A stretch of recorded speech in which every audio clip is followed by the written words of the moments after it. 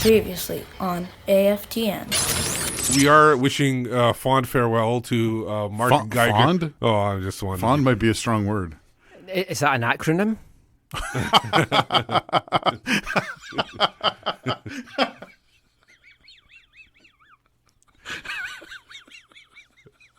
Like pro. Fond.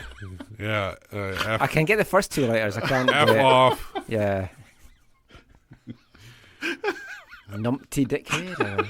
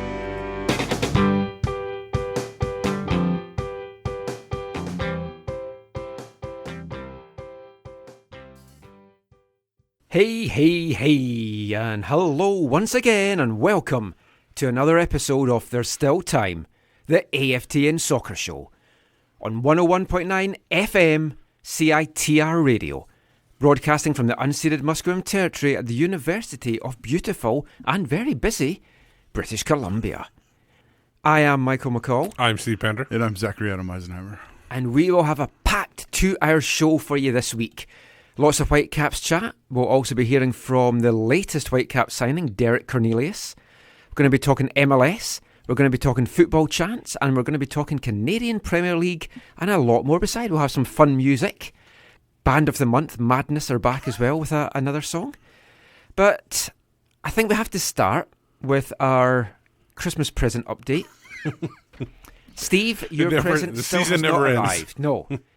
It's on its way. It left Chicago on Wednesday.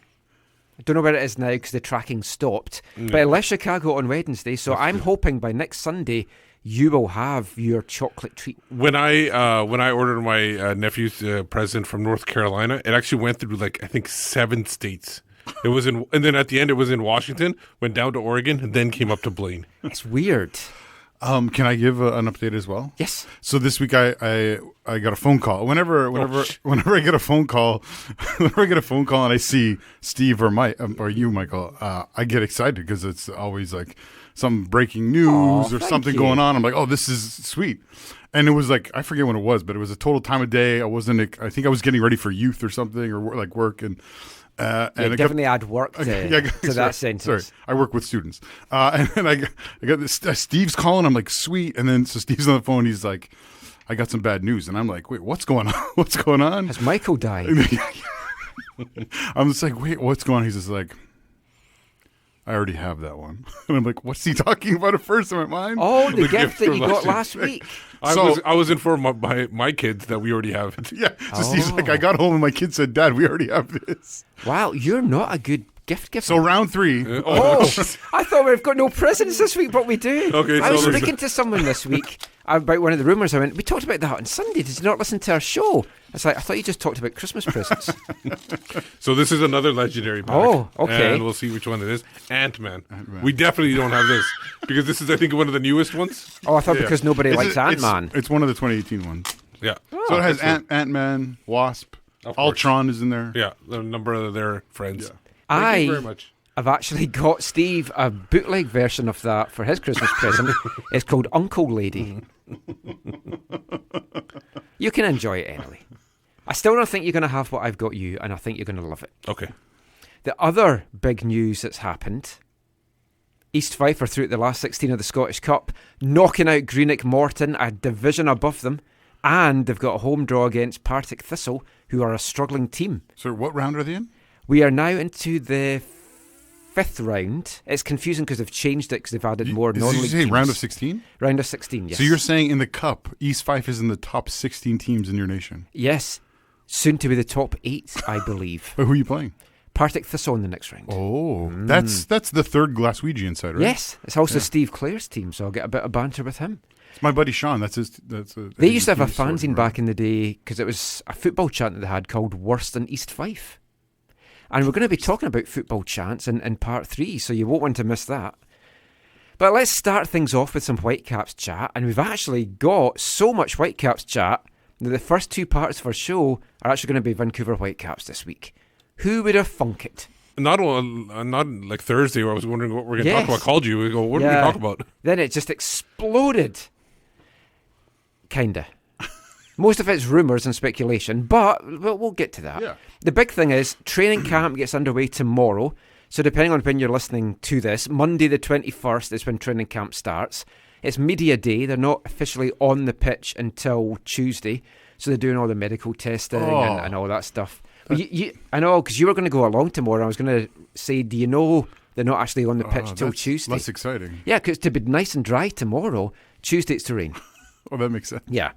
But you're still going to chat to the people. Yeah, we'll get to talk to them. I'll do most of my chats later in the week so we can get more one-on-ones and not in all the scrums that everyone will see before we do anything with it. It's still quite a slow build, though, for MDS. He did tell Extra Time Radio this week in a really good 10-minute chat they had. If you haven't listened to that, check that out on the MLSsoccer.com. Did they bash him before he came on? This time, no. They seem to love Mark DeSantos. Yeah, I stopped. I don't listen to that podcast. Oh, no, they think he is the most interesting man in MLS. Which, to be fair, that's a low bar. I think it's because he's been touched by the hand of Bob Bradley. Probably and that's is, actually, yeah. And that's probably why they... That is actually what it's probably going to be. But the show is rubbish. But anyways. I only listened to those 10 minutes of the podcast, I do have to say. He had a good quote, though, when he was getting asked about, your team, you don't have one. What's happening? And he said, we know exactly where we are going. You guys are not seeing. You're in the living room smelling something. You don't know exactly what's baking. We know. We know because we are cooking it. We know exactly what type of players we want for different positions. So... It's a nice metaphor. I like the metaphor. His quotes are fantastic. Yeah. I don't know that... the two things that maybe... It is probably would have sounded smarter coming out of his mouth too, right? I want to do it in a French accent. No. Well, you'll know exactly what you are baking. I'm not trying to be critical for critical sake. The only two things you could say about... And I love the quote. But I think what people are smelling is like I think they don't think it's enough to feed them. is a little bit of the problem. Yeah. And the second... Right now, it's like a scene from Oliver, is what you're saying. And basically the fans are there going, please, Mark, we want more. Sure. And the other thing is the wording of we know exactly what type of players we want in different positions. It's not as confidence-filling as we know the players we're bringing in. Yes. But because again, nothing's wrong with it. Yeah, we have seen that in the past, and you don't always get what you want. I can testify to that. Steve's an example of Christmas gifts. Yeah, he never gets what he wants. No. You're well with my gift, Steve. Trust me, it's okay. So, but I do appreciate the type of metaphor he used, and yeah, I love his not the same old wording of stuff. Yeah, it's very different. We're not going to speculate too much on what trialists and invitees might be at training camp because by the time folk listen to this, the list will be out. That's what we're going to do at the break, right? Yeah. Okay. Part 2, we will speculate on some transfer rumours though. But heading into this training camp, what are your big questions? For me, I've got 3 things I'm looking to get answered. What additional signings will be coming and when? How is a Mark DeSantos training session going to look compared to Robbo? I feel it's going to be a lot tougher because various folk that have worked with him have told me he's a tough taskmaster, so I'm looking forward to seeing that. But I don't think maybe not a pre-season, right off the the season bat, gets on. And the goalkeeping battle is going to be a very interesting one in this pre-season. You have to feel Zach McMath is the starting keeper just now, but I do feel Max Crepeau is really going to push him in pre-season. Oh, I think McMath gets the nod right now because he's been in the league for a while. Even though he hasn't had that many starts, but he's been in the league. He knows tendencies of other teams. It'll be easier for him to catch up. Crepeau obviously is at the USL level, saw most of that opposition. Yeah, keeper of the year last year. Yeah. So I think you're right. Logic says this is McMath's job to lose. Although I do agree with you, Michael, that it is a battle because I don't think Mark DeSantos is going to be afraid of saying, Maxime is outperforming, is the best performer in training, or he has this attribute. They're evil in many attributes, but there's this one attribute. Let's say the ball at his feet, where he's better for what we're doing, and so we're going to go with him. I don't see him. Well, that's the key because that's how he wants to play. And Totally. He's told us, we've speculated, but yeah. And there's lots of rumours about what possible players are maybe coming in.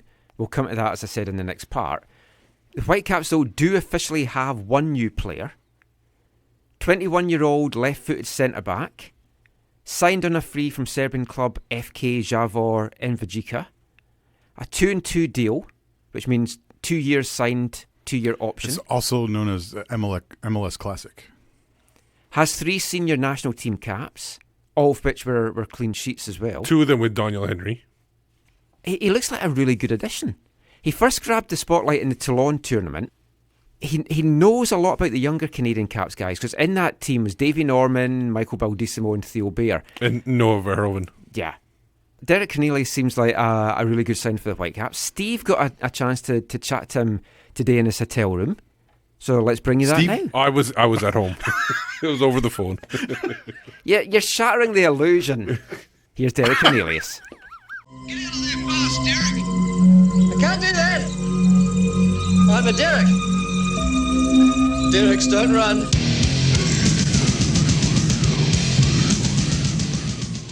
Five years ago, you made a pretty big move with your family to Germany. How difficult was that transition going from Ontario to a serious football country in Germany? It was a pretty big transition, but I knew going into it it wouldn't be easy. But I had my end goal in mind. I knew what I wanted to do, and I knew that I had to make a sacrifice in order to try and play at the highest level. And I think it was a positive step for me in my life and my career. And I think I learned a lot from my time in Germany and overseas. Obviously, one of the biggest moves you made while in Germany was your transition to go from striker to a central defender. I think that was only a couple of years ago. Yeah. Was there any aspects of becoming a defender that came naturally? And where is an opportunity for you to keep improving in that position? Well, actually, I began playing soccer as a defender, so it was almost like I began a defender, and then throughout my youth playing career, I made the transition to striker, and then again when I went to Germany, my coach, I guess he saw something there, and we were going through a period. We had a lot of injuries in our back line, and my coach asked me if I could just fill in for the game, and I said, yeah, sure. I'm there for what the team needs, and played that game and played well, and the coach just went with that and built from there. Once you because you were playing as a defender in younger, it kind of came more naturally than if somebody was a striker all their career, right?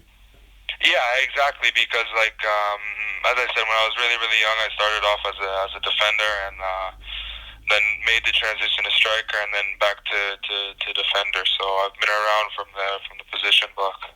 Mark DeSantos has said that he likes aggressive and athletic central defenders that like to get up the field. Is that something that kind of fits your style of play is? And do you think that would be a good fit for the Whitecaps?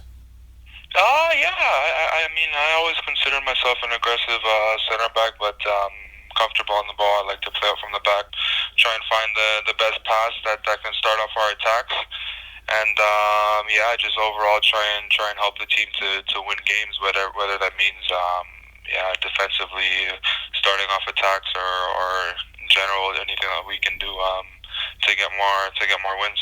The last 2 seasons you played in Serbia. Was there a major transition there to go from Germany to Serbia, or was it kind of easy because you were already in Europe for years? Or what was the difference between playing in Germany and moving to Serbia?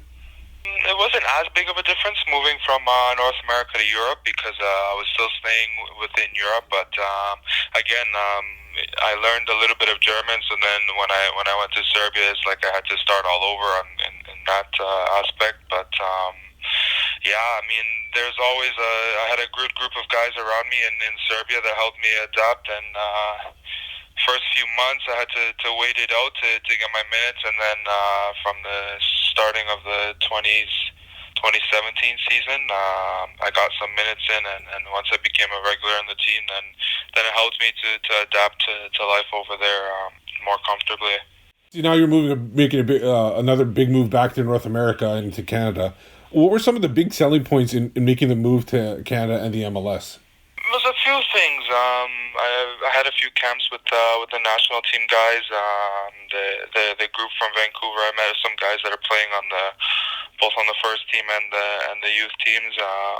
And they all seem like really good guys. They spoke with some of the guys. They told me it's a great place to play my football. They have good fan support. They got good training facilities. They have good staff.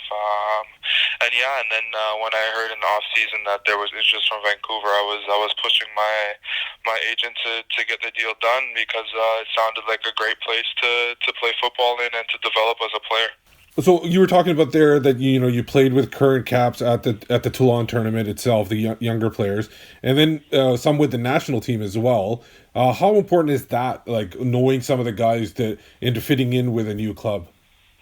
I think it's very important because you can feel more comfortable in the team a lot quicker when you already know some of the guys coming in.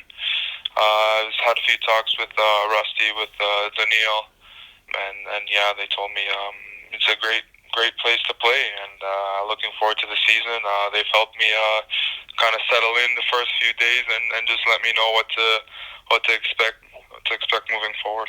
Spoke about Daniel there. You started a couple games with them with Canada.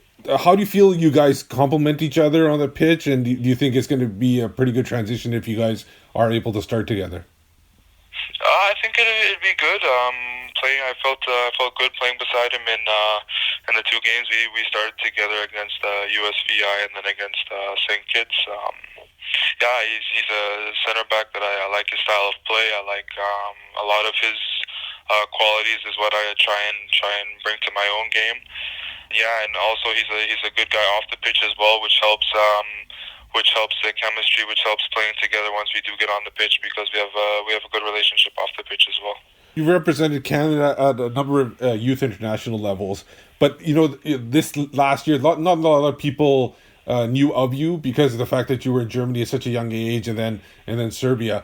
This year, you went from the Toulon tournament right to the national team. What are some of the things that made it easy for you to make that progression from at the youth level to the national team and starting for the national team in the qualifying matches? I think the biggest factor in that was John Herdman and the staff behind him, because he from the beginning he put a lot of trust in younger players and myself included, and really just pushed us to reach our max and to keep pushing to get to the next level. And he's brought a good atmosphere within the team and bringing a brotherhood to Canada and getting us all to merge as one and to really go out there and play for the guy beside you.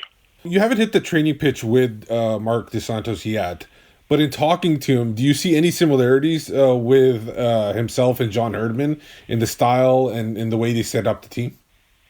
We haven't gone into too much details about style of play and so on, but just speaking to him as a person, he seems like a guy that's really straightforward, a guy that will tell you what it is, and he sounds like he has the same belief, like similar to John in younger players. And if you can play at the level, then it sounds like he's willing to give you the opportunity. And as a player, I think you can't ask for anything else than that. The national team, clearly the 2022 World Cup qualification is the main priority. But how much is, in the future, the 2026 World Cup being co-hosted by Canada, like a motivation for yourself and other young players in keep improving and being on that team and representing your country? That's still in most of the back of our minds, the 2026. But right now, I think the full team, the full staff, everyone's focused on 2022, and we're trying not to get too much going thinking about the one after, because we want to fully commit and fully focus to making it to 2022, and then to just build on that in 2026 in that World Cup at home. But right now, I think everyone's mindset is to get to the 2022 World Cup. You've been in Europe for about 5 years, and I'm assuming you came back for family visits and everything.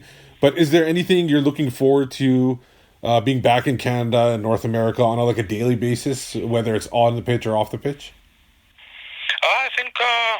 I think soccer is growing in Canada, and it feels good to be a part of it, playing here in Canada, because I think a few years ago the popularity of the sport wasn't as it is today, and I'm looking forward to the fans of Vancouver and to play in front of them. I heard a lot about the different sections of the groups there. They got the Southsiders, the Curva Collective, the Rain City. I don't know too much about it, but I've heard about them. So I'm just excited to get back onto home soil and to play in front of an amazing city. So thanks a lot, Derek. Good luck in the year going forward, and we'll talk to you soon. Okay, thank you very much.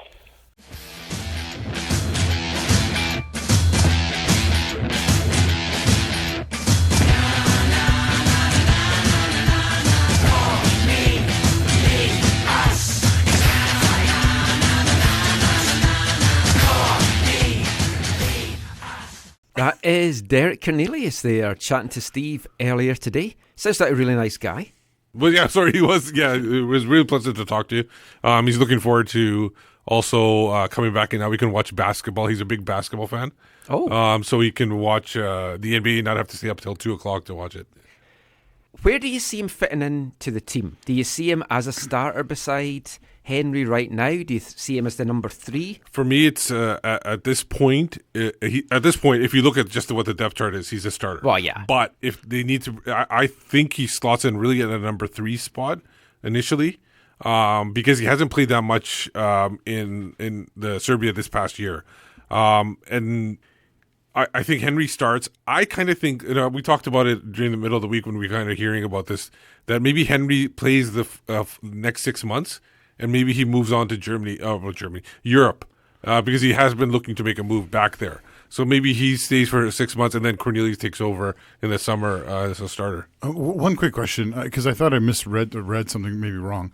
His Serbian club, were they in the top division the both years he was there? No, just the first year. Yeah, so they dropped down, right? Yeah. They got relegated. Right, yeah, And then a new coach came in, and he kind of lost his starting role a little bit. So he's from a club that got relegated from the top Serbian division into the second Serbian division, which is not super encouraging. But, I like that he's Canadian. I think, for me, one of the biggest things I'm excited about is he's a left-footed center back who seems to be able to play the ball well with his feet. And so I think that's exactly what Marc Dos Santos wants. And I think he could thrive with 4-3-4 for Marc Dos Santos, or 3-4-3 or 3-5-2. 3-5-2. Because Dos Santos has talked about wanting to play in those kind of ways, and it's very helpful when at least one of your center backs is left-footed to play them on the left side or as the center one, depending on the makeup of the rest of them. It's interesting to see that he was like he said in the interview, he was a defender, moved to striker, and then when he went to Germany, he moved back to defend, and he stayed there now. Well, Kendall Wasson plays as a striker. He. I think you're right though, Steve. Most people have to be thinking that he is maybe the third if they have 3 center backs, or he might be the third choice, because I think most people are thinking there's going to be another very experienced kind of center back. Yeah, I hope so, because I think that would be a very, very young back line. I feel you need the experience in there. For me, he's the third. Happy to have him as the third. He seems a really good prospect, but right now, him and Henry starting, to me, it seems a bit concerning. I know they've started for Canada. I know they've kept clean sheets. You look at the opposition in those games, though, as well. They weren't exactly tested a lot. Now, I started a discussion on Twitter about the danger of potentially signing too many Canadian internationals. Not necessarily concerned about their quality, but simply by the fact, right now, we've got Daniil Henry, Marcel de Jong, Max Crepeau, now Derek Cornelius, who are all part of the Canadian senior team setup as the defence. They're going to be away for international games. They're going to be away for the Gold Cup. That's a lot of players to lose in one chunk. And if you look at the Gold Cup, it's on this year from June 15th to July 7th. We have 4 games in that spell. One of them's away to Seattle. I just find that a bit of a concern. It's a legitimate concern again, especially based on this moment in the shaping of this squad. You hope that by that time the squad will be fuller and deeper, and so it won't be as much of a concern as I think it feels like it is right now. Yeah, right now it does seem scary. Yeah, of course. But who knows? Maybe one of them doesn't make the team in the Gold Cup. Maybe there's other players. Remember, they got that James kid that also is a center back and highly regarded. You got David Edgar trying to come back from injury. You got a whole bunch of other players. I mean, you're going to take 4 or 5 centre backs anyway. On the plus side, it might mean we see more Canada matches at BC Place because it's going to be their home stadium, so Herdman's going to feel they'll kind of have a home field advantage. Yeah. So, I mean, that could be good. But anyway, we'll be back in the next part with some Whitecaps transfer rumours, and we have a tasty little tidbit that isn't out there, I don't think, so far, that we will share with you. Anyway, we'll be back after this. Hi, I'm Mark Dos Santos, and you're listening to the AFTN Soccer Show.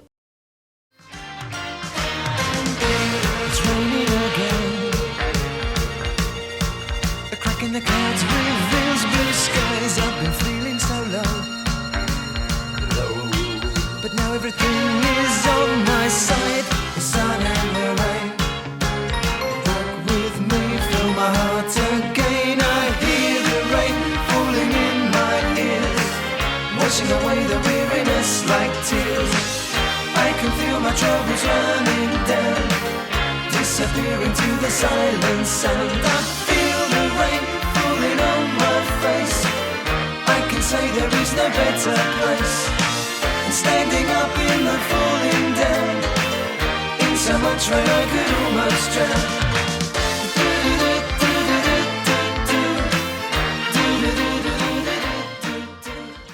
drown. Welcome back to the AFTN Soccer Show on CITR Radio 101.9 FM. That was our Artists of the Month madness there, with the sun and the rain, which is what you get most days in Vancouver. It's like, you don't know, if you wait long enough, you're going to get the kind of weather you like. So we're going to continue the Whitecaps chat just now. And we're going to start off with a little tidbit that I got fed tonight. We talked about the Whitecaps Canadians in part 1. Well, it looks like we might have another joining the club. Are you excited? I'd never heard of the guy, I've got to say. But we can exclusively reveal, possibly it might be out there, I haven't seen it, that Chilean-born Canadian international right-back Juan Cordova looks set to be heading to Vancouver if the Whitecaps can get the deal finalised. It's apparently very close. It's like a case of dotting the I's, reading all the small print, making sure that nothing's missed, all that kind of stuff. Don't want to do that. He's currently with the Chilean Primera Division side Huachipato. His father was born in Chile. He was born in Chile, but his father is a Canadian citizen, so he qualifies for that.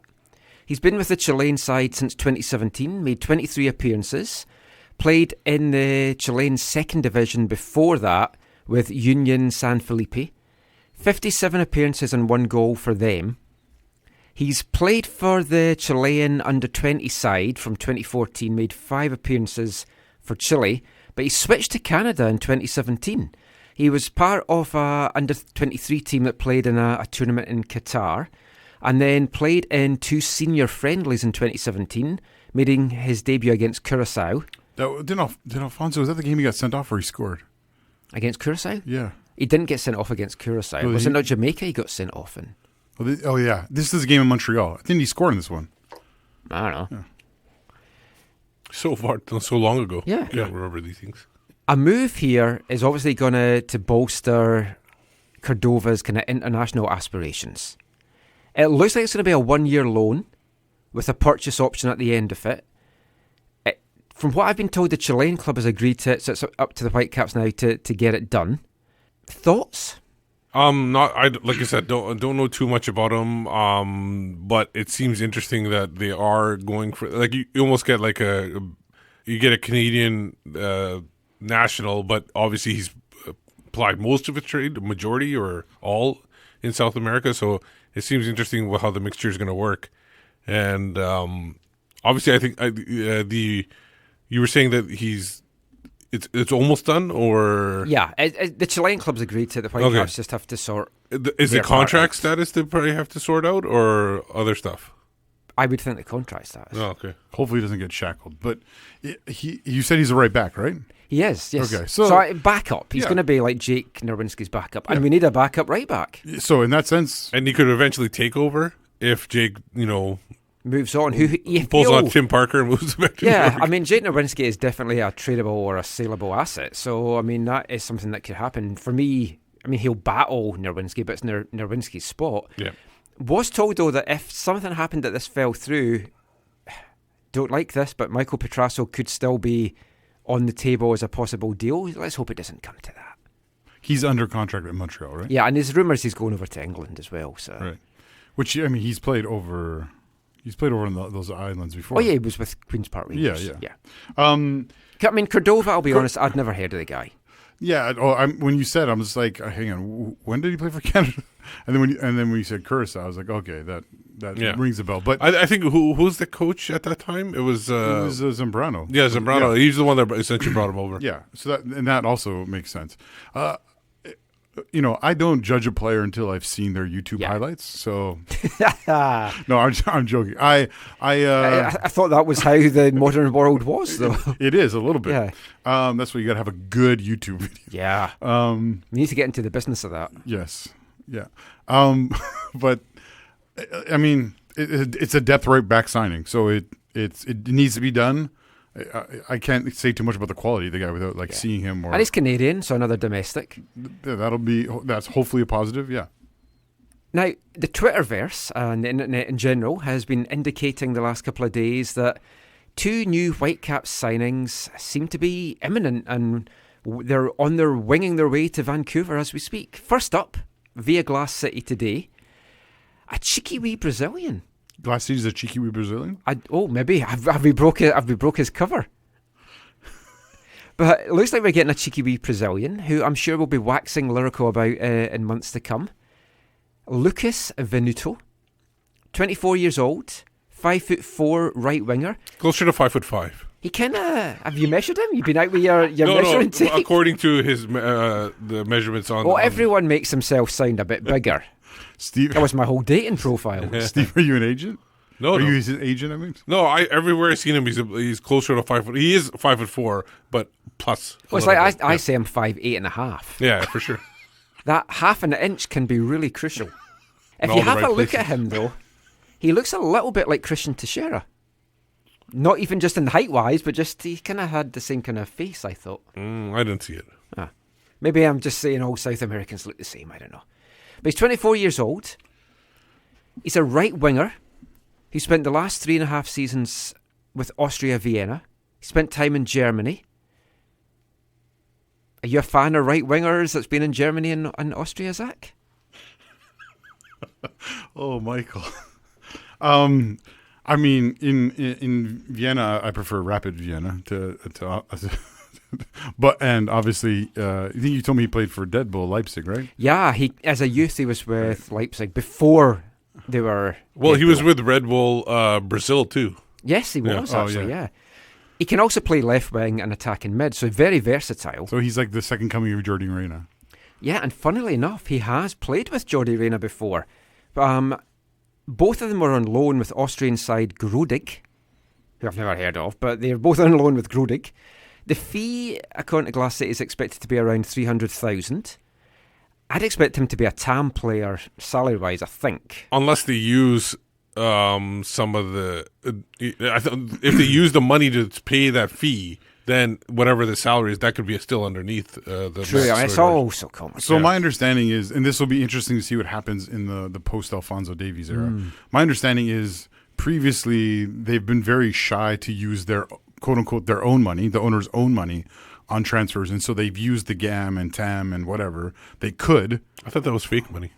It is, but it has value, right? And you can use it. That's why, like, people who came in, like, I don't know, like Teixeira or Rivero or whoever, those guys, their contracts, the the TAM was kind of a part of their salary cap hit. Yeah. Right? But that was, so when you saw their amount, it wasn't what they were getting paid, it was their cap hit. No, exactly, yeah. So it'll be interesting to see if this is different. Yeah, see, they could use GAM or TAM to pay the $300,000 fee, and then his salary could be $400,000 and he wouldn't be a TAM player at that point. Can they also use some of the other money just for the transfer fee? So if they can remember, they can only use so much as GAM or TAM. Yeah. Can they use some of those other millions on just we are the club paying the transfer fee? I would think so. But then that would be part of his cap charge if they use the other money. We need to get an actual capologist as part of the site. Get Tommy Sohn on the phone. You still got his number, Steve? No, I don't. Never had it. Does anyone have Greg Anderson's number? Let's get him on the phone just now. If we put a hot dog outside the studio, maybe Tommy Sohn shows up. It'll be interesting to see. Well, it'll be interesting if we ever get to know what the reality of that is. But $300,000 does not, in the modern world of football, does not sound. And remember, like we are just basing that on what Glass City on has some tweeted. speculation. Yeah. But Venuto has started 51 of 68 Bundesliga appearances for Vienna, scored 12 goals and 11 assists. So I like the production. So many times in the past, we've brought in attacking players and you've looked at their production and you're like Bernie Bini was a good example. You look at a player like that and you're like, why have we gone for this player? Where did he just go? He just went to the K-League. The K-League, he went to UAE and now he's going to Korea. Yeah. I was going to mention that later on. Sorry. Yeah. He's also, he's played at a good level. He made 13 appearances in the Europa League, 11 of them starts with Vienna. No goals, but he's been a bit out of favour. His last match was November 24th, and he's only got one goal this year. But, I mean, hopefully, new surroundings and new challenges, it brings him back to his best. He's still young. I'm excited. This looks a really good prospect and a really good addition. Out of favour, too, could mean that they offered him a contract. He didn't want to sign it, and so he didn't play. Similar to another player that we had last year that didn't want to sign or was told that he's not going to be signed, and then he didn't want to play. Because you looked to see when his contract was due to It's basically 2019, June. So this in 6 months. So clubs in that case like that are keen to get shot of players that either they're not going to re-sign or the player said, I'm not re-signing. Yeah.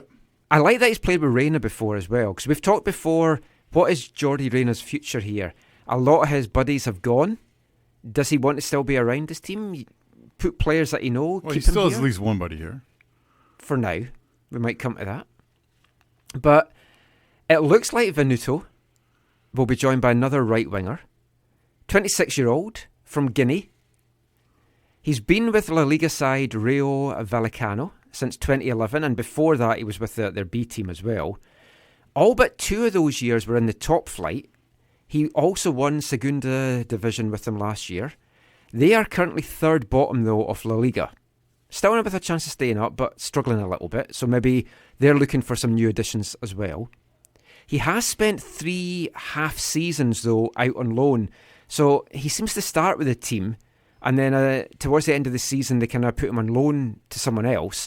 2 of those were in Spain with Granada and Almeria. But he also went to France with Reims. Oh, that was wasn't that from our quiz? Yeah. Who I had to Google how you pronounced it, and it was like Reims, as if you're revving a car for some weird reason, according to YouTube. And how many times has he played for his national team? Depends what site you look at. Between 25 and 33. These could be bizarre friendlies like Canada's had over the years and closed doors and stuff. I mean, it's Guinea. I don't know how closely folk can track all these matches that they play. But he's played in African Nations Cup qualifiers, and he'll obviously be a player that would be going away on international duty and stuff as well. But he does seem a little bit, though, out of favour at Rio. He's only played 1 match all year there, and that was in the Copa del Rey, which was only 16 minutes as well as a sub. He was in the squad for the first La Liga game of the season and then hasn't even featured in the squad since.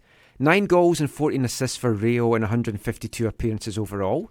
6 of those goals and 12 of those assists coming in La Liga. So he has performed at a top level. Thoughts on him? One thing I'll mention, obviously, I saw a little bit on both of them. They seem to be guys that like attack. And I think Venuto seems like a guy that attacks the box more and makes runs down the pitch. What's his name? I can't remember his name now. The Ghanaian guy. Yeah. The guy from Guinea? Yeah. He basically he more stays on the wide side, but he's a good passer. Manuel Wirth, friend of the show, tweeted out that he's a guy that's good speed, runs the channels, good passer, but he's kind of his own worst enemy. He kind of gets upset quite a bit at himself or whoever is around. So we'll see if he's being able to control that when he's with the Whitecaps. So Lass and Venuto. Yeah, both wingers. Both of these could turn out to be exciting, quick wingers. Some of the numbers that you mentioned for both of them aren't like super, necessarily exciting for a winger. You like to see probably some more production from there, but like again, not having seen a lot of them, it seems. These seems like there's potential with these signs. Yeah. The one thing I just realised we never actually mentioned the guy's Lass. name. Yeah, yeah. I saw it's Lasse something. I have it right here. It's Bangura. Lasse Bangura. I was like, I was reading my notes and I was like, I don't know, I haven't even. I've been looking at so many players today. I don't even mention the guy's name. That's what Lass. Yeah, folk are like, who are you talking about? But again, the one thing about all the signings so far in this off season is they seem like almost. None of them. I would say none of them are bad right now. Like none of them are like, oh, this is terrible or whatever. But none of them are kind of not. Again, I'm not talking the astronomical, crazy out there things that some people are expecting. But none of them seem to be the difference makers that a lot of people are waiting for. And I know he might still be adding your bench. I think Venuto's got most chance out of these guys that we've talked about so far. And that there's been another guy mentioned as well, Tunisian guy. Well, I just want to say one thing, but oh god, how do you spell Bangura? It sounds like he might be a loan as well. I think that was one of the articles that came out that it possibly will be another loan. I did read that one. Yeah. So he could be here till be here till June and then goes back. And to be honest, that's smart. Yes. You might run. But for a fact the Caps will then get criticised. It's like, why are you getting loans and not spending the money? Well, let's see what they do with the rest of the squad. Because the thing is, the one thing I want to mention is on Twitter, there's a lot of people saying, why aren't they getting people here? Why are they waiting till the summer? The reason why you wait till the summer is you have a way bigger pool of players. A lot of people will be out of contract, and you'll be able to have a better choice of what's available. Yes, as long as you're still in the mix by that point. We've talked about this in the past. If the European window in January is a seller's market, right? Like you have to overpay. Oh yeah. You usually have to overpay. Yeah. Like in Europe, folk are looking to add players to win promotion or to win cups or championships or stave off relegation. Yeah. So because of that, prices are higher. Yeah. I mean, the Tunisian centre back that's been linked as well is Jasser Khemeri. That sounds right. Again, doesn't grab you as like an exciting guy. No, but this is because we've never heard of these people. No, I think this is similar. Not to say they're bad players. This could be similar level to what Derek Cornelius would be at. We don't know like how good he is because obviously he's playing in Tunisian top. He is playing in the top flight league. Is this the guy you were talking about his transfer value before on the break? Yeah, I looked at transfer market. For example, Venuto's transfer market value is £900,000. I think Bolarga was 700, right. And this kid's 600 at age 21. And to give people a comparison, from previous caps, I think you mentioned. Well, Kendall Waston is listed at 750, but Kendall Waston's a little older, so his value goes down. This guy's got potential, so his is up. Yeah. And for example, Venuto's top market value was last year at $2 million, and the other guy, the Balaga. I'm going to probably say his name differently every time. Let's just call him Lass. Lasse. Oh, Lasse? Oh, I don't know. I'm assuming it's kind of a French country. French influenced. Oh, Lass is what he goes by, so let's just call him Lass. Yeah. His was like 5 years ago. It was $4 million. Right. Wow. So he's like unfulfilled potential with that guy. So again, none of these feel like difference makers, but we know basically it's been out there. They put it out there. DeSantis has said this. Maybe one difference maker in this window, maybe one or two in July. I would expect we make a splash on a striker.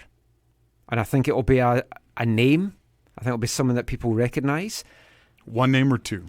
Well, I think they make a splash. They go for two DPs, a number 10, and you've got Venuto as a backup and Jordi Reyna as a backup. Have Reyna maybe playing false nine, winger, whatever, and you make a big splash on a proper goal scorer with a track record.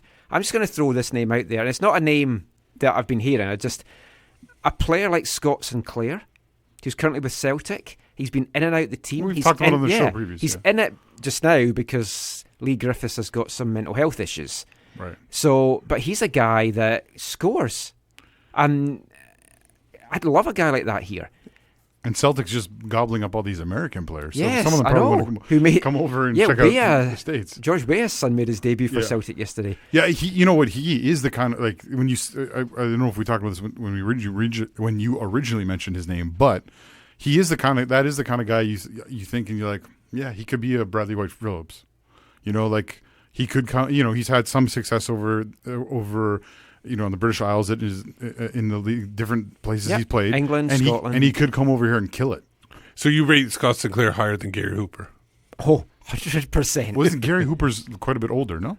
Someone was speaking to the Caps about Gary Hooper, and they were like, "I don't know where that came from. That's complete nonsense. That's just agent talk. Never part of anything." No, well, the thing is, Agent talk. Agent talk. I was like, what are you talking? The thing is, maybe he's in negotiation with DC United.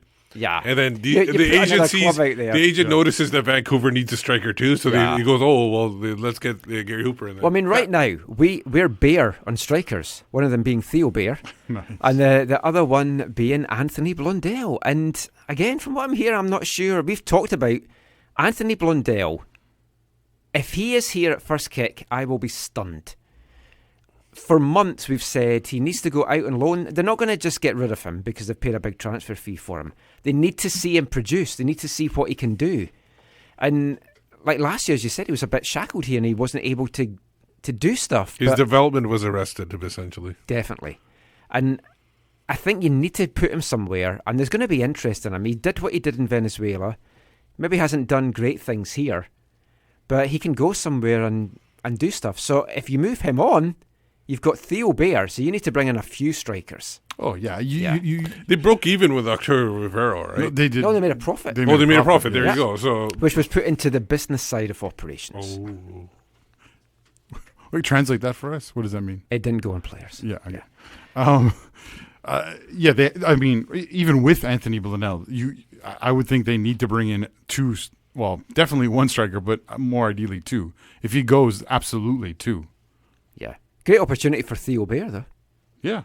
But didn't you also say he's played a bunch on the wing, or Steve said he played a bunch on the wing? Theo Bear? Yeah. Oh, yeah. Yeah, yes, he's more a winger. Yeah. In the development, but in the residency, he also played striker quite a bit. He played both, but towards the tail end of his residency career, he was out in the wing. I know, but the coaches are seeing him as a striker. Right, okay.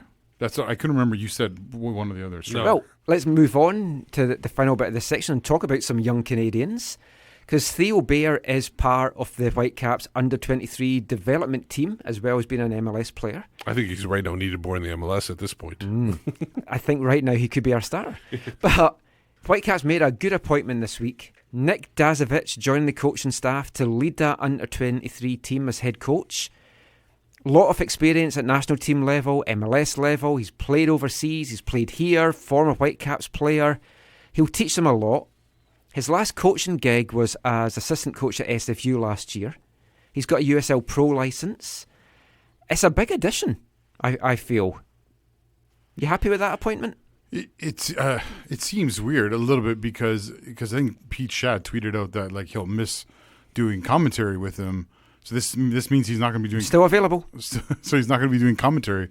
It seems weird to give that up for this position. But it shows how passionate he is then about this position. Yeah, but he's showed he's passionate by being an SFU. Like this position, which we've kind of talked about in the past, as this team is like a weird. They don't have they're not playing in a league. There's not it's in its infancy right now. And so I think it's still developing. The team itself, the idea of it is developing along with the players. But a team without a league that's. Yeah, you're not getting fully competitive games. Mar DeSantis told us that he wants them to play 25 to 30 games a year.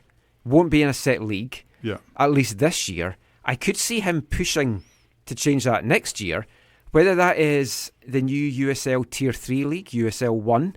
Right now, the Caps would consider that, but only if there's more Western teams in it, because right now there's not. Yeah. MLS could set up their own reserve league once again. They're already having the U19s. It looks like they're all going to leave the USSDA and have an MLS U19 league. The 17s and under will still be in USSDA. PDL is another option as well. Get a nice rival for the Highlanders and TSS as well, although greatly sapping the player pool then in that case. Yeah. The USL thing doesn't feel a fit based on what's just happened with the Ottawa Fury, and from a being sanctioned by the CSA kind of perspective. But yeah, that maybe could be there's an interesting one. That's another conversation. Yeah. for No, but another the thing time. is, if the CPL doesn't want them, then they should have an option to play somewhere else. Yeah, I mean, the CPL can't say we don't want MLS2 teams here and then not allow them to go and play somewhere. Yeah, but then the CSA could also say, you're the one, you had it, you got rid of it. But you also don't know what agreement they had. Is we're getting rid of it for now. We plan to bring it back a little bit in the future. We want to keep our options. We're just speculating right now. But Let's that's just move on but to no, that. but people listening to the people who made those decisions, there was no plan to bring it because without question was asked. Yeah. But and back to Nick Dasovic. I really like Nick Dasovic. He's a quality fellow. I'm happy for him. Yeah, he has been a big part of football in Canada for many years. We're also going to have him on next week's show as well. So. Perfect. But he is a guy who got named over and over again as I talked to and listened to supporters from around the country about the CPL. But I know that there's obviously an attachment for him here in Vancouver, and so this is an opportunity to continue coaching. And yeah, I wish him the best, and hope this is, for lack of a better term, a stepping stone to something else in the future where there would be a fuller league setup for him. Last thing in this section, just talking about one of the players in this development squad, one of the goalkeepers, Chituru Odunzi. He's the Whitecaps under-17 residency goalkeeper, or academy goalkeeper as I should call it now. He's heading off to Leicester City for a 2-week trial. He's a US youth international, but he can potentially switch to Canada down the line when citizenship, residency and all that. He's very highly rated by both the Caps and the US. We have said that about goalkeepers here before, and they kind of disappear without a trace or without maybe fulfilling their potential or getting a chance. But I mean, that's another great selling point for the Whitecaps. You sell Alphonse Davies, you get these players trials, even if it doesn't come to anything, it bodes well for the future. Yeah, I think he was born in London, and also in the past he has trialed with other teams like Chelsea, West Ham, Yay, the Hammers, and Cardiff. So he's trialed before. I think this will probably be a 2-week stint or something like that, most likely. Yeah. Anyway, we'll be back after this. Hi guys, this is Felipe. Thanks for listening, AFTN.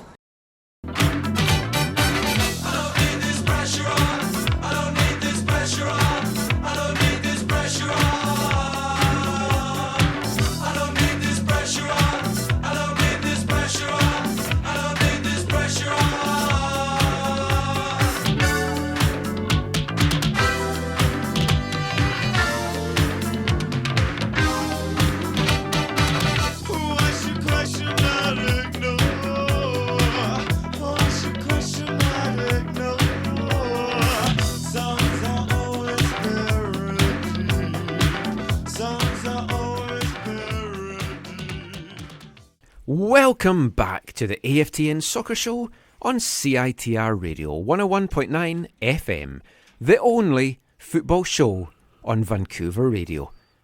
That was Spandau Ballet there. Now, is that a band that we're known here? Or is this another mysterious I'm UK the wrong band? person to ask, Steve. No. Okay. That was Chant Number 1 is the name of the song. And I thought, very apt, because we're going to talk about football chants in this section. We talked a little bit about some football chants last time, so we'd split up all the football chat with some football chants. So, excuse me a second while I get my dicks out. Dicks out 1, dicks out 2. You should have had a zipper sound effect for that. Oh. Thank you for not. Yeah. These are 2 books from the UK. By Larry Bulmer and Rob Merrills. I think you can probably still get them. It's books of football chants from all over the UK. Dicks Out, which was the original, is the best one to get because I contributed to that. It's got lots of East Fife chants in it. Your name's in there? Yeah. Michael McCall. Yep. We're hailed as like geniuses, basically. Is your Cowdenbeath songs? Yep, they're all in there. So we're going to talk a little bit about football chants in this section. Maybe I'll get to sing my Charlie Adams Sisters Pants song. Okay, okay. I was going to tag you. I found a video of that on YouTube. I was going to tag you. Please. That's okay. no need. Your explanation was full. What makes a good football chant then for you? Singability. Memorability as well. Memorability. Easy to remember. Less words. So I obviously we have differing perspectives on this. We have very different perspective on this. I mean, I like stuff where there are elements to it, like clapping at certain times or bouncing at certain times, or where your support is also visual in what you're doing. So yeah, I like that. And that's not to say I don't like the spontaneous, humorous stuff that, especially used to happen lots at Swangard back in the day. I just, one of the things I think, because I was, reading some of the stuff you sent us, Mike, just about chants or whatever, a lot of it, this is cultural, right? And so one of the problems, one of the things about football in Canada and North America, or Canada and the States anyways, is that we are not like singing cultures, right? Like singing is not a huge part of culture, right? And singing at sports is also not a huge part of culture. So it's so different when you're in the UK, and that's just like a part of the culture. And so people are always, there's so many people I've heard from who are from the UK or have been there or watched games from there on TV or whatever, are like, why doesn't it just happen like that at BC Place or at stadiums in Canada where the crowd just all of a sudden sings something? Well, it doesn't happen because this is my opinion, and feel free to disagree or whatever at me if you will, but it's because there isn't that culture, number one, and two, here it's like everyone there's like this individualism to it where everyone thinks that what they want to sing is the most funny or the witty or whatever, or should be sung in that moment. And so you have so many different things happening at one time where, and you can correct me if I'm wrong on this, Michael, in the UK, there's almost like this, whatever has the biggest groundswell just overtakes everyone and everyone shuts up and goes with it. Yeah. So there's a bit of a... Here you're kind of fighting and you're battling. Yeah. Whereas there, it's a little bit more of like, the collective is more important than, I got a funnier way to communicate this. It's everyone singing this already, I'll join in kind of thing. Also, swearing is more frowned upon here, I think, than it is back in my old country, where every second word's usually a swear word. Right. Well, if the thing is, if you're not expecting people to sing, then you're not expecting to sing swear words. That takes it to another level. Yeah. No, but you're right. But it's not just the people in the stands. It's in some ways not more so, but in a different way. It's the league and the teams don't want you swearing because it impacts their sponsorship agreements or connections or sellability. That's something like American TV. You can shoot as many people in the head in a TV show, but if you dare say a bad word, it's like outrage. That I just find baffling. Or show nudity. Yeah. It's like absolutely baffling. But there's all the violence and they just accept that. 5, 6, 7 o'clock at night, but utter one little cuss word. Yeah. Crazy. The differences in the cultures, right? So yeah, for me, what do I like? I like the songs that are longer and go on.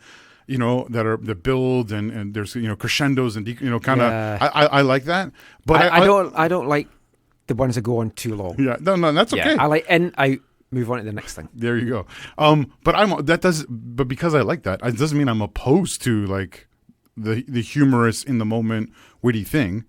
But for me, sometimes I wouldn't want to stop what's happening just to do that. You know what I mean? Sometimes sure, it just happens. But I've had to weigh the two. The former is more my preference. True. I mean, for me, I like my football chants like I like my sex. Short, to the point, bit of swearing in there. Move on to the next thing. I agree. I'm more of like the shorter one too. Like when there's too many words, I lose track, and because I'm watching the game at the same time, I do want to watch the game. Didn't you come up with like 8 verses to I was just to the thinking Tonight that. song? That's He wants to watch the game as well. He doesn't want flags in his road. I was in to India point when I that wrote that, so I was like kind of bored a little bit. So It was great. I think I was. It was like 2 a.m. when I was writing it, and you were in India, right? Yeah, I was in India. I was on a trip for that one. But I do some of my favorite ones have been still to this day. One of my favorite ones is when we were told by security not to say "you fat bastard" at a PDL game. Yes. So we had to come up with different chants. So we like sour cream, bacon filled donuts or something like that. Like It was so weird because I don't know if it was because the goalkeeper was chunky. someone complained. So yeah. he complained. He complained that it was hurting his feelings. or Yeah, something. so the security guard came up to us and said, "Don't yell, you fat bastard," anymore. And so we basically came up with horrible junk food instead to chant every time we kicked the ball. which is kind of you can't let if you're a player, you can't let anyone know the crowd is getting to you. Like that's like letting them know they've achieved their goal. I don't know. I was Like that Romania goalkeeper, he never let on that anything was bothering him, even though he went home and harassed cried, him. Yeah, to Well, be- Swanger back in the day when one of the goals was to distract and annoy the keeper, the best guys were the guys who at the end of the game would turn and just clap and like be like, what's the little guy from Richmond Kickers, Ronnie Pascal, I forget his name, but there's a couple guys who just there at the end they would turn around, they give a The smile. worst thing you and- can do as a player is to show it gets to you. Oh, yeah. Because For the PDL, it was great because there's some of the guys would do research on the players and find out their GPA Yes. or their. Oh, their Devin majors. Devin was would superb show at up that. every game with the Yeah. keeper's phone Yeah. number, and they would just chant his phone number at him. different times, Steve. Yeah, different different times. Also, how did Porkchop get his name? Were you at that game? Yes, I was at the game. I came late to that, but I was at that game. Someone shouted out something because he was a bit chunky as well that he liked a pork chop. He took it as a racial slur. Yeah. A Yeah, what? I was a Hispanic guy that shouted it at him as well. Yeah. He took it Anyways, as that one of the really Chilean threw him guys. off. That Well, game. we Oh, got on but them so bad. That was the Yeah. 4-0, the Sam Adekubi. Yeah, that was That was a reserve game, Seattle Whitecaps that was- out in Langley. That was when Birch was saying that it's not spelled like that. It's Oh, spelled yeah. like a tree or It's something. it's like not that. the tree. And, yeah. You just don't react. It's then the we were worst s- thing you can do. We were saying who's the goalkeeper? Henneman or was the really old guy? Yes, it was Bob And we were saying Heinemann. Adekubi's younger than some of Henneman's sperm. And See, that so was the good other too. thing that works for that for me is also the size of the crowd, right? When you think back to Swangard, there was 200 to 400 people on like those big nights, but often it was like one to 200 people. And so to me, when it's smaller like that, then the more witty in the moment stuff is way easier than when you're in a stand with behind the goal at BC Place and there's a tunnel and there's 3,000 people split up by a tunnel and whatever. Like it's harder for that witty thought that goes into your mind that you're like, oh, I want to make fun of Heinemann for being old or whatever. Going back to like fat goalkeepers and fat bastards, but one of the tweets we got was from Laura B at Clark Girl SFE. She said she doesn't have a favourite chant, it's more of a favourite reaction, which was the first time her mum heard "you fat bastard" at a Caps game. It was just hilarious because again, folk aren't used to that. Yeah. I've got a video up on, I think it's on my AFTN Scotland YouTube channel, or UK YouTube channel, from a Wimbledon match where the goalkeeper looked really fat. So they were singing a song to the, like any pie will do. It's like, he likes his pies, chicken and mushroom, oh, with lots of gravy, oh, any pie will do. This went on for about 5 minutes. They just listed all these different pies. I got home and Googled the guy. Turns out he isn't fat. He's a bodybuilder. He's actually like really muscly. It's like he was just shaking his head at them. It was the shirt, maybe. Yeah. So sometimes they backfire. There was a Man City backup goalkeeper who they did the song that's no longer, I think, chanted. I can't remember what it was, but it wasn't a really good chant. It was really off, not PC. So basically, but when he heard it, he actually started smiling and laughing along with it. So like it was directed towards him. That would happen every so often at Swangard. That was. Couple of good tweets we got, and one from Andy M at Swamp on Twitter. He said, for him, chants get points for humour, responsiveness to in-game events, which I do feel it's a bit lacking here. It's very choreographed, a lot of the chants, at some of the things. Use of non-standard tunes. Non-standard. Swearing. He gets points for that as well. He says the best songs are the ones that aren't on any song sheet. And one of your chums, Chris Harrop, he says for him, good chants need to have energy, an upbeat tune, easily sung and chanted, nothing too complicated. That's the thing here as well. If you're not used to chants here, we sometimes maybe do make them a bit complicated and then folk just don't join in. And an ability to be repeated several times without losing its energy, and something that sends tingles down your spine when everyone is singing it. Like Steve's Tonight song. I mean, that is a really good example of that. That sends tingles down your spine, Michael? I really like that. We had a few, apart from our Cowden Beast songs that I've talked about before at East Fife. Our big one was a tune to a Scottish traditional song, I Love a Lassie, which was actually covered by a Dutch thrash metal band called Slugger. I need to play that in Wavelength. A week where we've got an expletive-ridden show. Is it about football? Maybe after first kick? No. It's about... I'm joking. I don't care if you play it. It's about a girl, Mary from Methil Hill. She has legs like a spider.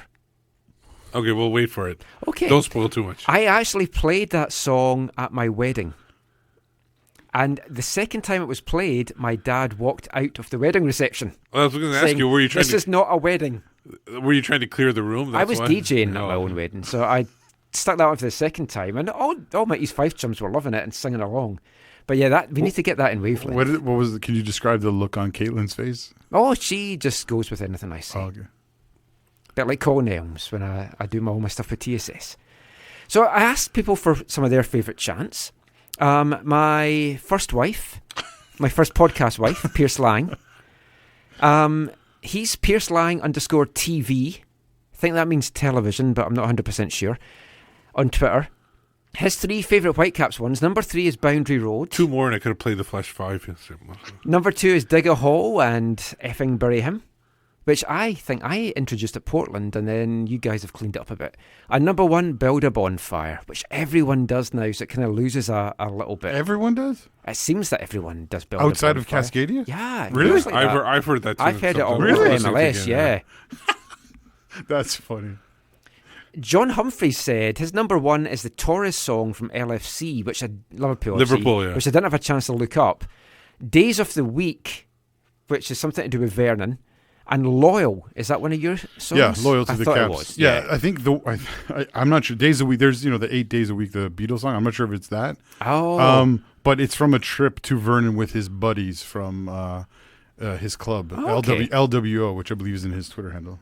From the Black Hole podcast, they said their favourite spontaneous live chant might have been from Daniel Squizzato when Canada were playing New Zealand, and he started to chant "New Zealand is full of sheep" at the Women's World Cup in 2015 in Edmonton. Squiz replied to that saying that was about the only interesting thing that happened. And someone else then said, people thought they were saying New Zealand is full of shit, and then that's how the chant developed into that. So, always a lot of fun. From Aways, HFX, who is our new Halifax CPL writer, we'll come to that in the next part. He came up with a cracker that Everton fans sang about Diniyar Bilyaledinov, which was, he's quick, he's game, we can't pronounce his name, Russian lad. So that's one for Steve there. Yeah, thank you. Austin Sweeney from @OzSweeney4. Where's your famous Frenchman now at Red Bulls during that, I believe, 4-1 home opener win? Obviously, he's talking about Thierry Henry, I'm assuming. Yep. We saw you cry not Netflix, Newcastle fans to Sunderland in a U21 game. I still haven't seen that. I've got some of that downloaded, the Netflix Sunderland to I Die thing. You were watching it, you said it was very good. It's watchable. I mean, I always was multitasking watching it, but yeah, it's watchable. Couple more. We've actually had so much stuff on Twitter tonight about this. You want me to do the Mike Ward one? Yeah, you can do that one. Mike Ward @Wardy1700. I forget who the team was, but when playing Seattle and the Sounders put it over the net, the opponent would sing, "Somewhere over the crossbar, way up high, there's a ball that is floating way up into the sky." I will rattle through some of these very quickly. My Name Isn't Jeff says he likes any chant that is anti-flag. I'm with you there. Chris Just the Harrop. band Anti-Flag? That's Black Flag. Oh, that's Balls. Chris Harrop, his favourite Curva song is Dale Cavesi. Is that how you pronounce it? Yeah, that's not a Curva song. That's Dale done around Cavese. Dale Cavese. It's done around the world. I mean, yeah. Oh, yeah, I know, but one that you do. Stefan Eriksson says, don't sell O'Brien or Camilo during a goalless spell. I guess there are other Curva ones. Was it a Camilo song from when Camilo was here? Occasionally gets sung now when I think there's a barren spell, as he said. Ken Funk to the opposing keeper leaning on his knees at the edge of the area. Put your hands on your knees if you're shit. I've got another version of that we used to sing. I think I remember you singing something different. Yeah. Chris Sailor C, he loved this old Southsiders chant for Josh Saunders because of his DUI, but that was more just like key jingling. That wasn't a song, yeah. You just jingle your keys because he had a DUI, which you might not. I don't know if that gets. Oh no, well I've seen it get done in Portland. Of course, TSS Rovers do Bohemian Rhapsody in full, and we used to do The Lion Sleeps Tonight at East Fife for no reason apart from we had a. That was our Alphonso Davies song this year. Yeah, this is going to sound a horrible story now, but we had a handicapped kid that travelled with us, and he loved The Lion Sleeps Tonight. So you did for him? Yeah, because it sounded funny when he did the ooh bit. Ooh, but he loved it, right? He loved it, yeah. Yeah, okay. We actually were on Sky Sports singing it with him. We did it for Alphonso Davies this year. It was fun. There's so many more. I won't get through them all. I like this one from Paul Martin. Stoke fans, he thinks, came up with, he cheats, he dives, he hates the Jackson 5, Luis Suarez, Luis Suarez. I like ones that don't make sense. That's the best one. Like this one from Steve Kawakami. He's bald, he's shit, he plays when no one's fit. Pascal Sayan. So just before we wrap this up, since I've got my dicks out, pick a number between 1 and 200, Zach, and we'll do the chant that's in here. 45. 45. Hope it's an East Fife one. Okay, 45. Oh, it's West Ham. Okay. Let me find one that I can sing. He's only a poor little cockney. His colours are claret and blue. And one day this season, for no effing reason, he's gonna kick shit out of you. Kick out. Yeah. Chim chimney, chim chimney, chim chim chiroo. We are those bastards in claret and blue. Yeah. Awesome stuff. I think we should do some more football chants later. Anyway, we're gonna move on from football chants in this section now. We're gonna do some very quick MLS roundup news. Get back to some football chat. Big MLS news this week is a player that is hanging around in MLS. Actually, there's a couple hanging around. But Atlanta's Joseph Martinez. He's signed a deal, keeping him with the MLS champs until 2023. Is that big? Well, feels big. All it means is it could mean that he does move on, but they have to pay a bigger transfer fee, whoever wants him, because he's signed for so many years. Yeah. Also, he's 25, right? Yeah, he's still young. But he did mention that Atlanta for him is the Barcelona and Real Madrid. Yeah. Like, he did mention equated them together. So he doesn't. Other teams in the league hate him. So he is correct. There's another player that's also coming. Yes, Punishment Martinez. Pity Martinez. Oh. But they haven't announced it yet because I think they're trying to get Almiron moved on before they could, because he's basically his replacement, essentially, because he'll be a designated player as well. What a pity he hasn't signed. Yeah, 25-year-old Argentine. He's in New York right now, so yeah, he's basically waved bye-bye to everyone. Yeah. A guy that is hanging around is our good friend Albert Ellis, staying in Houston now until at least the summer. Oh, he couldn't force that move through on Durham TV? Yeah, despite announcing that he was going. It looks like he's here at least until the summer window. I still think we should make a play for him. I would offer something and then give him the sell-on fee or whatever it is. Okay, this next one I do not understand. No. Makes Carlos no sense. Vela is reported this weekend to be heading to Barcelona on loan for the rest of the season. Well, rest why? of their season, right? Yeah. But why? Like, I know. It seems, I'm not up to date on Barcelona's squad. Vela's a good player, injuries. but that seems... You're going to go sit on the bench in Barcelona? Or on the beach, I guess, maybe. Yeah. Well, Fonzie's sitting on the bench for Bayern Munich. I thought that was hilarious he didn't play on Friday. With Sportsnet. I didn't think he would. I didn't even watch it. I think, honestly, ultimately the the result, the score in the game dictated that. I think had they not allowed the 2-1 goal, 3-2 was it? It was 3-1 final. Ah. If they had not allowed, if it was 2-0, The last goal was late. If they stayed 2-0 or they had scored the third goal first, I think he would have come on, because you saw they brought on Jerome Boateng, took off the Javi Martinez, who was on a yellow and had to take it a knock, and they brought on Boateng, a center back, to replace him. So it was not a like for, because this season they have capitulated at the end of some games, and they can't. Well, I mean, it makes sense. You don't want to throw Fonzie into that. But if it had been 2-0 or 3-0, I think for sure he comes on. Or There's bring gonna, on. there's going to be a lot of games coming Oh, up. yeah. Well, I saw your your tweet. tweet. Yeah, I can't remember how many games and how many days, but there's quite a few where it's like every 3 or 4 days they're playing. Yeah, for the next 3 or 4 weeks, they have a game every 3 days. Yeah. But yeah, Vela to Barca does seem a bit weird. Something weird. It annoys the hell out of me. Austin officially beginning in MLS in 2021. I'm viewing them as the MK Dons of MLS. They didn't officially steal their franchise, but in a way they kind of did, because they do not deserve this franchise. I don't know.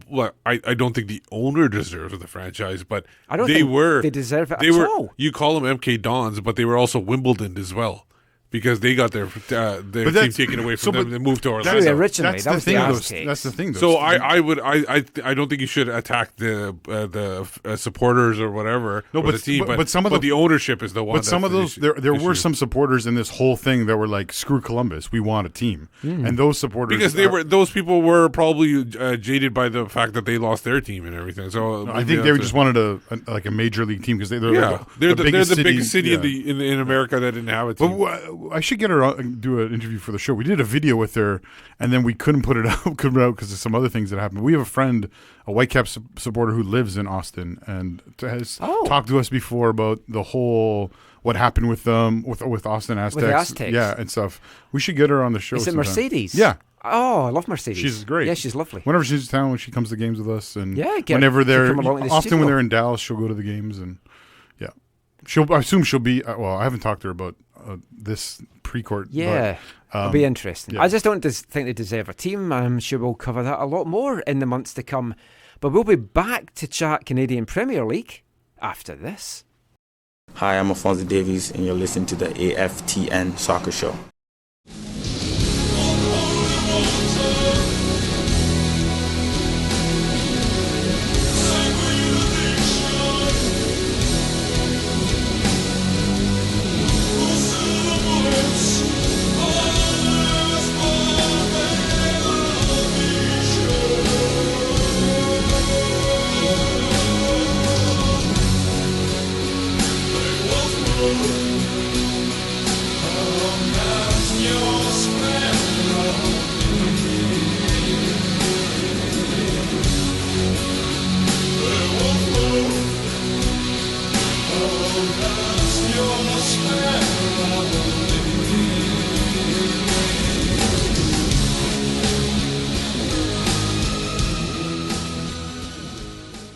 Welcome back. You're listening to the AFTN Soccer Show on CITR Radio 101.9 FM.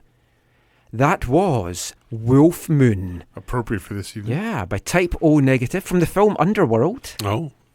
And yeah, it was a beautiful Super Blood Wolf Moon tonight. Was it like an eclipse of the moon? What do you call that? It's when the sun, partial. the moon, and the earth all align. Happens every 18 years. Oh. We've got a beautiful view. I pulled over the car on the way here to take a look at it. Yeah, and we saw better when we got closer to the studio. It really showed up. I was in a building in Vancouver and I had a pretty good view. Yeah, lovely to see. Do you like my t-shirt? I wore this especially for the super moon. It's the only t-shirt I've got that's got a super thing on it. It's from the interesting. Oh, Scottish band Baby Chaos. Oh, they could use that symbol? Probably not officially. We'll take a photo and tweet it out. Something else that's going to be super is the super duper Canadian Premier League. I hope. Not long now. The countdown continues. I'm going to dedicate this section to talking about the CPL. Lots of new players were added to teams this week. We won't go over all of them, but just some of the main ones, or at least ones that we've heard of, because some of them, I have no idea who they are. I don't know if you have, Zach, from following Canadian soccer over the years, but a lot of them this week did seem a bit strange.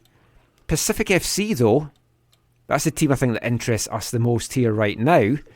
3 new additions who we do all know, all with Whitecaps connections. Matthew Baldissimo, Tern Campbell, and Alessandro Hojapur, back in BC from Bulgaria. All 3 came through the residency. Baldissimo and Campbell were both signed to USL deals by the Whitecaps. Baldy in 2016, Tern Campbell in 2015.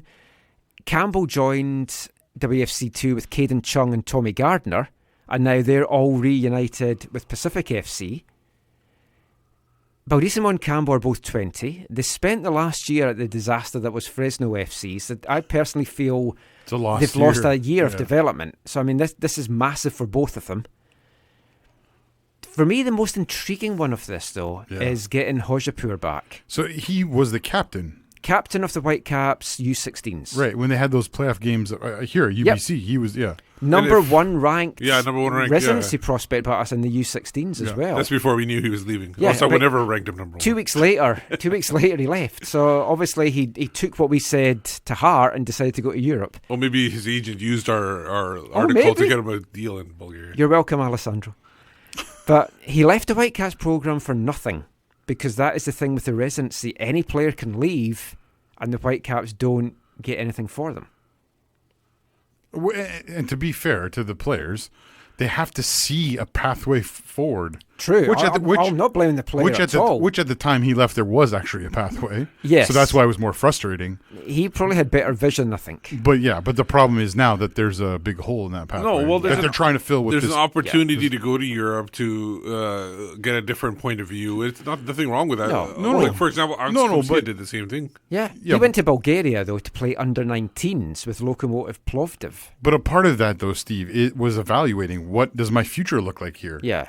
Well, he's 19 now. Yeah. So obviously the decision was, are Plovdiv going to sign him to the senior team? He can't play for the under-19s anymore. So he's come back over here. Speaking to some folk at Pacific FC, they're very high on him. And they think it's a really great acquisition. It's great to see all these guys with Whitecaps connections. Guys that we know well as well and have a good relationship with.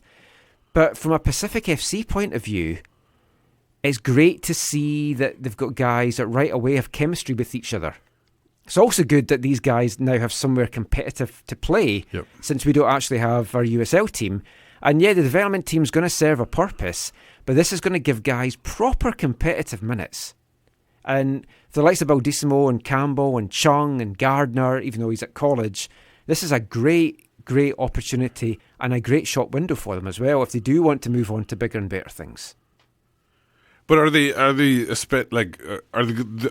should they cast their net wider and maybe look at other things, or is this really because they want to sign BC players? Obviously, most of the BC players came to the academy or the residency, and that might be the optimum place initially to sign people, and then they'll probably look other ways. So this week or last week, I forget which one, the commissioner of the league came out and gave some more information on what's going on with the league, right? Yeah, David Clarnican. Yeah, so there are 7 spots on rosters for non-Canadians. Yep. That includes Americans, which is really, really nice to see. No, so how are they going to use those? Are they going to use all of them? What that's going to look like? Yeah, it's been a widely known secret that their intention was to build local as much as possible, and they've done that in ways I didn't even think they would, including Marcus Haber. Like I did not see that coming, but. He's been their biggest splash so far. Yes. They've got a few other. You're the only Scotsman in the world to say that, but yes. Well, I still don't rate him, but for what he's done, he has played for the senior national team, so it is a big splash. Yeah. I still feel you need better. I wrote an article last week which was looking at some of the Vancouver Island prospects. And not included in that were the likes of Simon Thomas and Adam Straith, Victoria boys, who I don't think are ready at this time to come back to the island to play CPL. But these are the kind of guys definitely that not. Where's Straith right now? Oh, I can't remember. I just looked that up as well.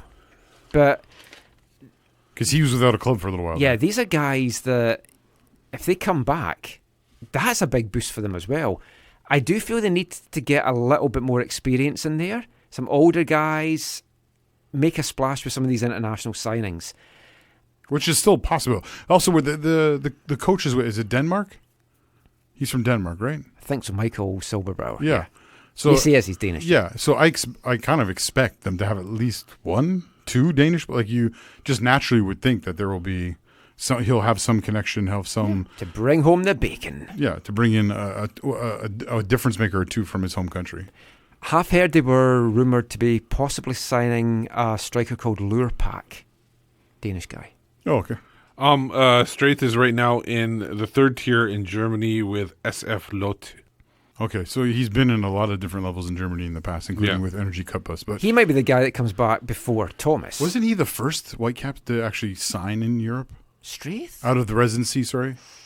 It was in I don't know. 2008, so that kind Very of makes possibly, sense. yeah. Because a bunch of them went on loan and stuff or trials, but I thought he was the first one that landed. Or maybe. I mean, it's great to see Pacific with all these. He went on connections. loan in 2008 Okay. with Energy Cup Bus, right? With their U19, and then eventually signed with them as well. Right. So yeah, I think. I mean, there's still a lot of time.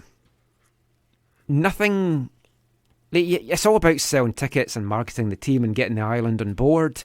Having a local players certainly does that. Season tickets, no one has really talked much about season tickets apart from Halifax, who are like doing so well. 3,000, I think it was. I've heard Forge is not far behind that. So yeah, 3,000 in Halifax. Like how? But we expected them to be good because it's kind of the only show in town, really. I know, but still, at this point, 3 months out, like they might have to legitimately cap season tickets. Say we can't sell anymore because otherwise we'll get no new people in to check things out. And they're using 4 of their 7 spots already with 4 Trinidad guys that we talked about last week. Their assistant coach is a Trinidad coach as well, and obviously Stephen Hart as well with all the connections. I can dig out my AFTN Trinidad and Tobago flag. I thought you were anti-flag. No, well, I'm anti-waving it in folks' faces when you're trying to watch football, but that's for another day. We've got another article coming up on AFTN this coming week, probably Tuesday or Wednesday, looking at 10 VMSL players that I feel are definitely worth a look, either with Pacific FC or by one of the other CPL teams. And there's some well-known names in there, so I won't do any spoilers. And these are the ones you've seen play. So if you haven't seen them, if you're not on the list, it's because he hasn't seen you play. And I also know that they've been at trials, they've been scouted by some of the CPL teams as well. If you're a VMSL player listening to this, get in touch with Michael. He has some people he can put you in touch with. He'll be your agent. Give him a time, he'll come and watch you play and then put you in an article. He'll make a YouTube video for you. I've got to say, if you look at the overall signings though of the league, it isn't screaming quality to me. And I feel that might make it a hard sell for the neutral or for just the casual fan that's just used to MLS. Especially the Ontario teams where you've got so much other stuff to do, not even just football, but just other sports to go to. I think, they haven't confirmed the salary cap or salary budget or whatever they're going to call it. They haven't confirmed that, so that's a little bit concerning because, you're right. I would say that right now this feels like not quite the level that I thought it would start at. At the same time, I think they know that they need to start strong. They need local players, and they need to show that they are a place where Canadians can develop. And one of their biggest goals is to connect in community.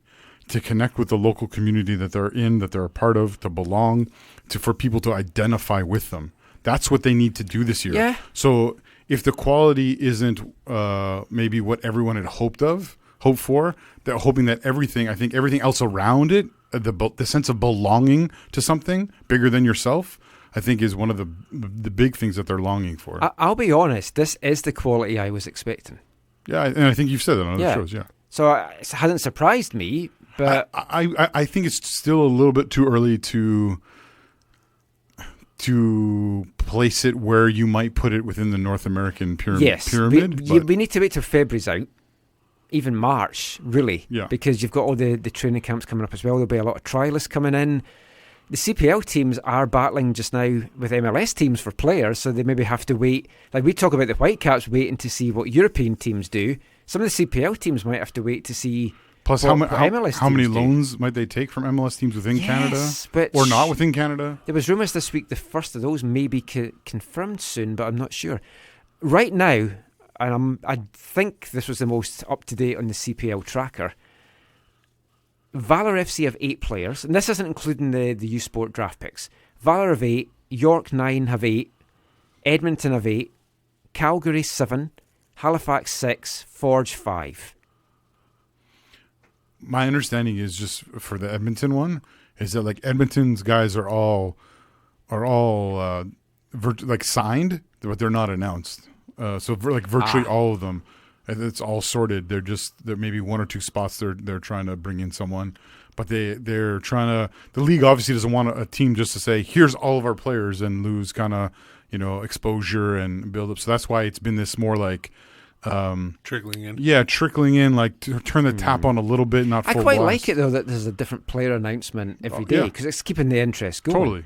And you talked about David Clanigan was talking during the week. He revealed a couple of other little tidbits. Some general league news.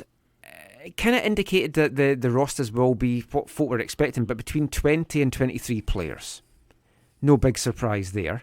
A lot of these teams have a lot of work still to go to fill those. And they're supposed to be able to have, like, I think 5 additional players that are, like, local or not on the roster. Like, they're not on the roster, but they're local for training purposes. Or so that could be like where VISL or VMSL players come in. Yeah. For Pacific, for example. I think League One guys for the interior sides. I think it might be sort of similar but different to, like, the MLS, how they have that on cap, not cap, whatever. Yes, I think it might be similar to that, but the roster spots from like 23 to 28 or something like that. Yeah.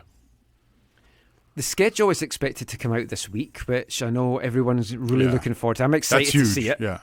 Especially I want to know when the first Pacific FC game is, to see what clashes with the Whitecaps there is, what trips we can get to go over there. You got to think they're trying to avoid as many clashes as possible. Oh, for sure. Yeah, but you have to also think Langford's West Hill Stadium is used for rugby and a lot of other stuff.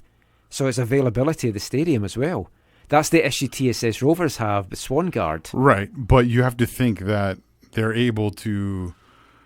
I think in one sense they're more important than those things. Like when Vancouver is on the road, I expect Pacific to definitely play at home. Yeah, I would hope so. Yeah. I don't think it is as straightforward as that. Yeah.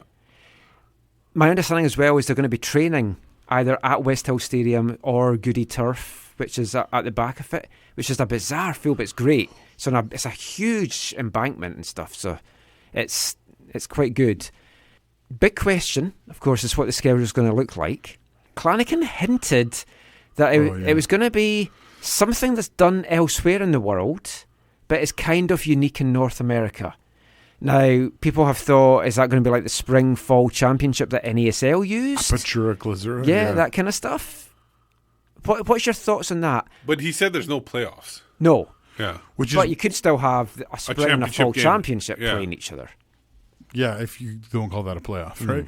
Yeah, I don't know if that's ideal for the North America. Like, you're already asking them. This CPL's already come out and said we're going to have we're not going to have playoffs, so we're not going to have the typical format. So then to go to something even more unique within the football that most people watch in North America. I don't like it. I would like I'm a single not used table. to it, I would like a single table. Oh yeah, But the big selling point on any North American league is a championship match. It's a big selling point. And as much like you're talking about, you're talking about before the culture. You're talking about before the culture of chants. You just can't. Yeah. You have to have something that is that people find comfortable. So an Apertura and a Clausura, where if they're different teams, they play off. Or sorry, if they play in a cup final type thing. Yeah, that makes sense. What I then hate is if same team wins both and then a random second team ends up playing. Yeah. That's just. Well, what if they do the top 2 teams play in the championship? Maybe. And the home I just don't like the it. top team hosts it, and it's a single table for the whole season. The second place team visits the first place team in a one-game championship. Yeah, I'd like a straight single table. Yeah, my first thought is I prefer prefer just a single table. If each team played each other 4 times, that's still 24 games, which isn't really a lot. Yeah. And 28 is the number that's been thrown out there that they're wanting. The other thing is what happens with the hopeful CONCACAF Champions League or CONCACAF. Getting the spot. Yeah, getting that spot. Which it doesn't look like is happening for 2020 right. for the winner. Because I think they would have announced that by now, because when they announced the Canadian Championship, they said that was the only way that Canadian clubs would qualify for the Champions League. Yeah, I think you're right. So that might change for the 2021 Champions League. They give them like a half spot where they have to qualify. Or there's that early thing that happens in the fall, right? Yeah, that's what. Yeah, well, there's the whole Caribbean League qualifying and stuff as well. But but I forget the name of that right now. Yeah, it's going to be interesting to see anyway, and I'm sure it won't please everyone because nothing ever does. I'm sure we'll Look at the Voyageurs Cup schedule. I'm sure we'll be, or I'll be a moany grumpy person. It was funny listening to people talk about the Voyageurs Cup schedule when there were so many different points of frustration. Yeah, like so many, like across the country. The disappointment was so varied. Last bit of CPL news, kind of news. Rob Gale has talked about having a working partnership for Valor with an English Premier League side, and everyone's expecting that to be Fulham because of the connections he has with them. That's big. And there's talk as well of scouting the other London teams and stuff like that. For a place like Winnipeg, where you maybe don't have like the leagues like Ontario and Quebec, BC have, and Quebec as well, and you don't have the population as well, because you're looking at Winnipeg and Halifax, they're hindered a lot because of what their player pool is locally. I think it's a great move. Yeah, again, I think it's partly how, what does this look like? What kind of partnership is this? How is this structured? And does it go both ways? Yeah, exactly. Because if it's any way where it looks like you're just a feeder club for the larger club, I think that's, as much as there are positives to that, I think that's not optically ideal. Yeah. But it's I guess for me, my initial thoughts are it's exciting to see clubs thinking about this or trying this out or seeing what could work best for them, and ultimately, hopefully, what's best for the league and football in Canada. We're excited for the CPL. We've been covering it on the show for the last 2 years, I think it is. We've had lots of chats with David Clanigan and Paul Byrne and Rob Friend, and we've got a lot more stuff planned for the show. I'm going to get over to Victoria when the training starts and get some interviews and stuff done there. So looking forward to that. If you've followed stuff that we've done on Twitter, I know not everyone is on Twitter, we are expanding AFTN's written side on the site to cover CPL a lot more for this first season. We're looking to have writers that can cover every team. That's the ideal dream. Right now, we're doing pretty well. Pleased to welcome on board Scott Strasser, who is going to cover Cavalry FC and Calgary Foothills in the USL2, TSS Rovers' big rivals. Gary Griffiths is going to come on board and cover Halifax Wanderers for us. His first piece went up tonight, so check that out. Just kind of talking about partly what we were talking about there, how they've got a small player pool in Halifax. So all the players they've signed just now have at least played with one other player in their career. So it's kind of building up some familiarity already in the team there. But what Halifax will look like, we want to bring you some stories and some stuff as well. Out here, we're maybe not going to get a lot of stories about some of these teams. So we wanted to do that. We've got a Toronto-based writer called John, who's going to be giving us a little bit of York 9 and Hamilton coverage. Is it John Doe or? And my first wife as well, Pierce Lang, is going to be doing some stuff for us as well for the Ontario teams. We're still looking for someone that can cover FC Edmonton and Valor FC, so that would be fantastic. Zach and me have talked about kind of doing the Pacific coverage between us, but I would also love to have an island-based writer that can cover the team, get to games, we'll get you accredited and stuff as well. So get in touch with us, aftncanada@hotmail.com, or shoot me a DM on Twitter. We might also have a photographer lined up for Pacific FC, not 100% sure yet. But if you're a photographer on the island and you're interested in shooting the games for us, again, get in touch. We're also going to have Greg Mayer, who's going to do some general CPL stuff for us as well. Fellow Scott. Mm-hmm. We're also adding some more writers to cover the Whitecaps to the AFTN team. Peter Hicken, we announced today, is the first of those. More of them's getting announced in the coming week. By the end of next week, we will have more people on our roster than the Whitecaps MLS team, so that's a good sign. Did you choose Peter because he reached like the threshold of likes on your tweets? Is that? Yep, that's basically what it comes down to. But that is our plans for the CPL. We're really looking forward to it. We might do a few spin-off podcasts as well, and we're going to have a regular rotation of our writers on the show. So we'll have different people every week. Podcasts. Yeah. How many spin-offs can we get? As many as possible. But we want to get the writers on the show just chatting about their teams and just bringing some insight to that as well. And we'll have a lot of player interviews and coaching interviews. I was just joking about Peter, by the way. I'm looking forward to seeing all of his contributions. Oh, no, Peter's great. Yeah. Anyway, we'll be back with the last part after this. Hi, my name's Simon Coline, and you're listening to the AFTN Soccer Show.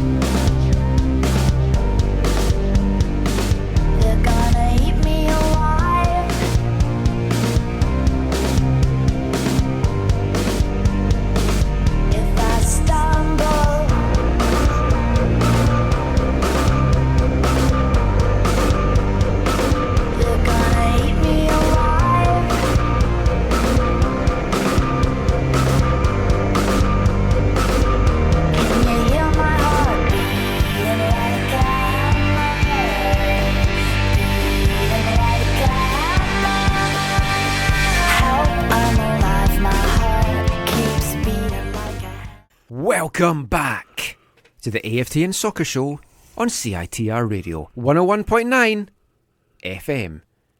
It's 11:01. If you've just tuned in for the show, you've missed the first 4 parts. We're on early this week, but you've tuned in for the best part, part 5.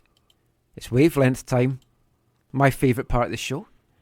Our theme for the songs this month is songs about football teams. So this is a catchy little number. It's a song about Leyton Orient by a guy called Funky Lol Ross. And this song is simply called Leyton Orient Scored More Goals Than Any Other 4th Division Team in 88-89.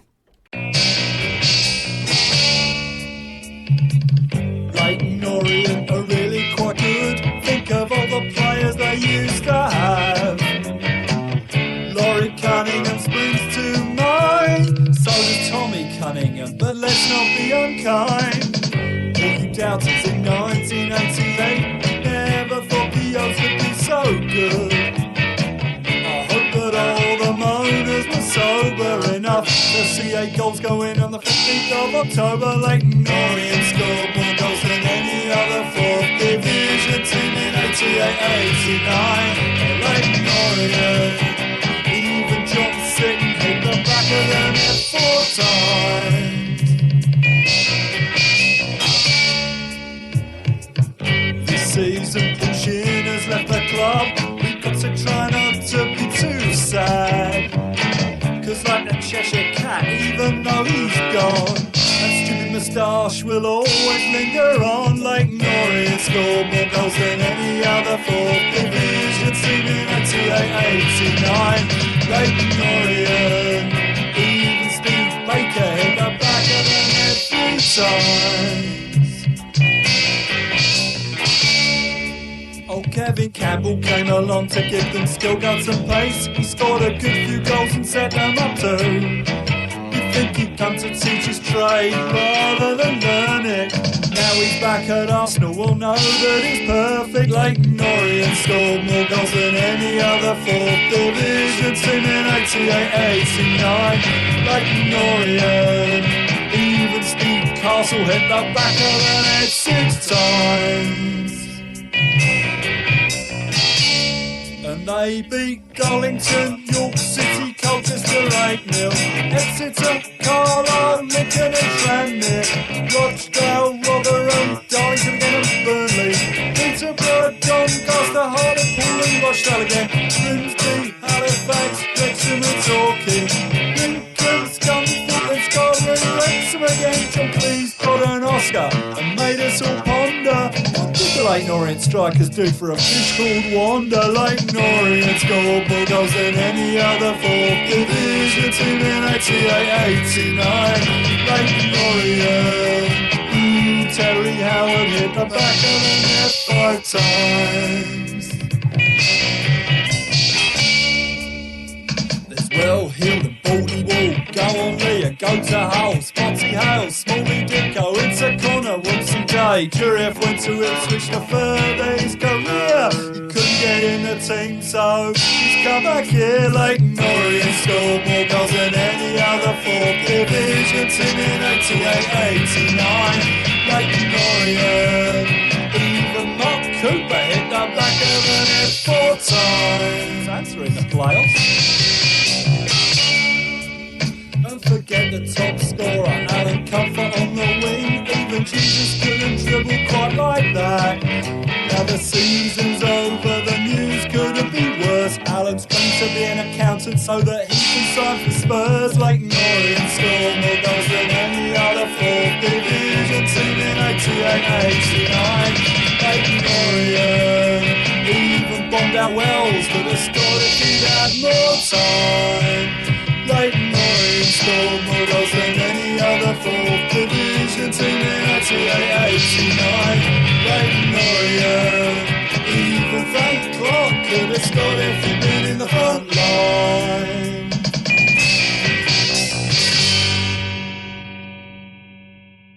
Funky Lol Ross there with a catchy little ditty. Leighton Orient scored more goals than any other 4th Division team in 88-89. Sure you'll all be humming that one tomorrow. Oh, I don't think I could say what I was going to say. Way to go, Leighton Orient. They're not even in the Football League anymore. That's how old that song is. They're non-league now. They're playing Salford. Yeah. English non-league has been fantastic this year. Check out BT Sport highlights. They've got a weekly show on YouTube. Great stuff. In addition to watching that Sunderland Till I Die, I've been watching Steve's Class of 92. Are they out of their league on Netflix? It's absolutely excellent. I've got all 3 series. Yeah, I thought you would. There's only 2 on Netflix. Oh. Season 1 and Season 2. Well, I've got Season 3 as well then.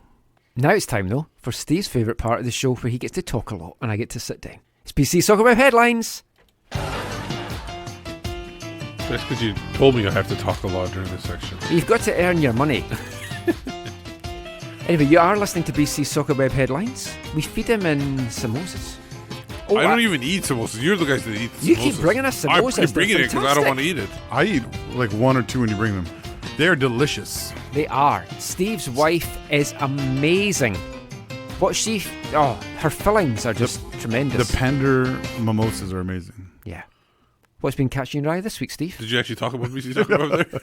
Yeah, this is BC Soccer Web Headlines, brought to you in partnership with bcsoccerweb.com, your one-stop site for local, national and international news, links and samosas. Up the Bill Curry.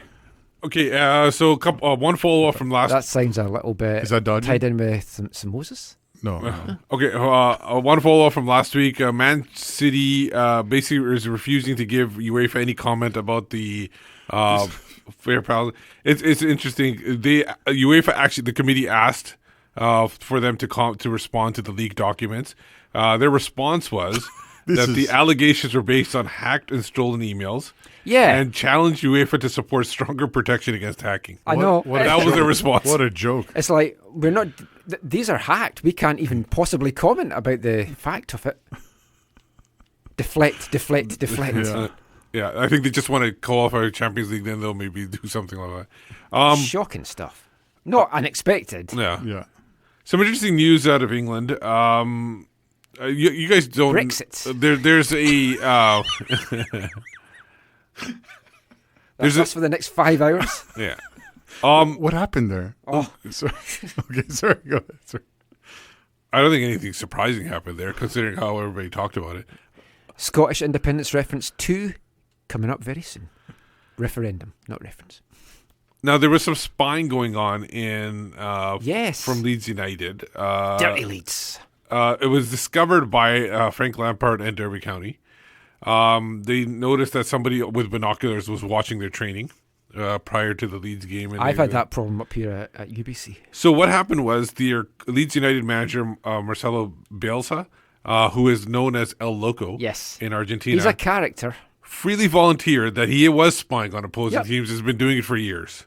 Then what happened was there was an announcement. There was a press conference called for. I think it was the next day or the day after. Everybody went there. All the reporters were there expecting maybe a resignation because of that. What he did is he put actually a seminar on how he did the spying and what he learned from the spying and on all the teams in his league. So yeah. I don't know if anything's happened to him. They're probably maybe still investigating it. Or Nothing's happened yet. I've talked before about I hate Leeds, and there's no reason why. They're just a team I hate, and I don't know why. This made me chuckle. I would deduct them points and make sure they don't get promoted, but that's me. Yeah, I mean, there's a reason why Bielsa is referred to as a loco. We need to get a nickname for Mark DeSantos. Not MDS? No, something better. Okay. Some other MLS transactions that occurred. I'll go over these quickly. Walker Zimmerman, who was kind of talked about going to Europe, has actually re-signed with LAFC to a TAM contract through 2022. Also, they also signed Canadian international Dan Jakovic to a new contract. That's probably a 1-year deal. Victor Vasquez was reported as being sold to an unknown Qatari club. I looked on it every day, and they still haven't announced what club it is. Usually that rumor comes out, but it hasn't come out at all. So expecting him to go. DC United manager Ben Olsen has signed an extension through 2021. I really like Ben Olsen. Yeah. How long has he been in the post now? He's been there Quite a long time. I think he might have got hired in the same year or maybe a year before Robinson. Definitely one of my favourite MLS coaches. I like his beard as well. Yeah, it's a solid I like beard. men with beards. Yeah. Well, that's why. Is that why you hang out with Steve? Yeah. I should be, if you want to join the team, I need to make sure that you've got a beard. Maybe they can grow it. Impact, they as you know, they traded their first-round draft pick for Maximiliano Urruti. And they also have now signed him to a new deal through 2022, a TAM deal. More TAM. Yeah. TAM is getting about this week. Some former Whitecaps news, Whitecaps players. Stefan Marinovic is on trial with the Rangers. You're probably not happy about that? I'm not, but he tweeted out a picture of him being at Ibrox, and I was like, oh. Yeah. And that's when I saw he's on trial with him. It's like, oh. And one from a couple of years ago, Giles Barnes, it might be getting an offer from West Brom because he has impressed during their mid-season trip to Dubai. So he's a baggy. Wait till they find out he only scores in Houston. Yeah. And they find out the schedule, they have no games in Houston. Yeah, it's so tricky. We talked about it before. Bernie Beanie has signed with K-League squad Jeonbuk Hyundai. The funniest part of this article was in the headline it said fringe Socceroo. they wouldn't even they called him a fringe player for their national team, but so I don't know why you'd have to put it. He's a fringe player here. Yeah. Some local news. I don't know how much this effect will have on the football in the community in Surrey, but the Surrey mayor vows to build an international stadium in Bear Creek Park. They currently have an oval track there with a field in the middle. It looks like more like it's going to be a track and field stadium. That's what they're looking at. But the mayor has said that there will be soccer and football field in the middle, which you've seen in other parts of the world where they do that. In December, he claimed... I hate a running track, though, around a football pitch. I know Swangar's got it. I still hate it. In December, he claimed that the stadium would be about 12,000 seats.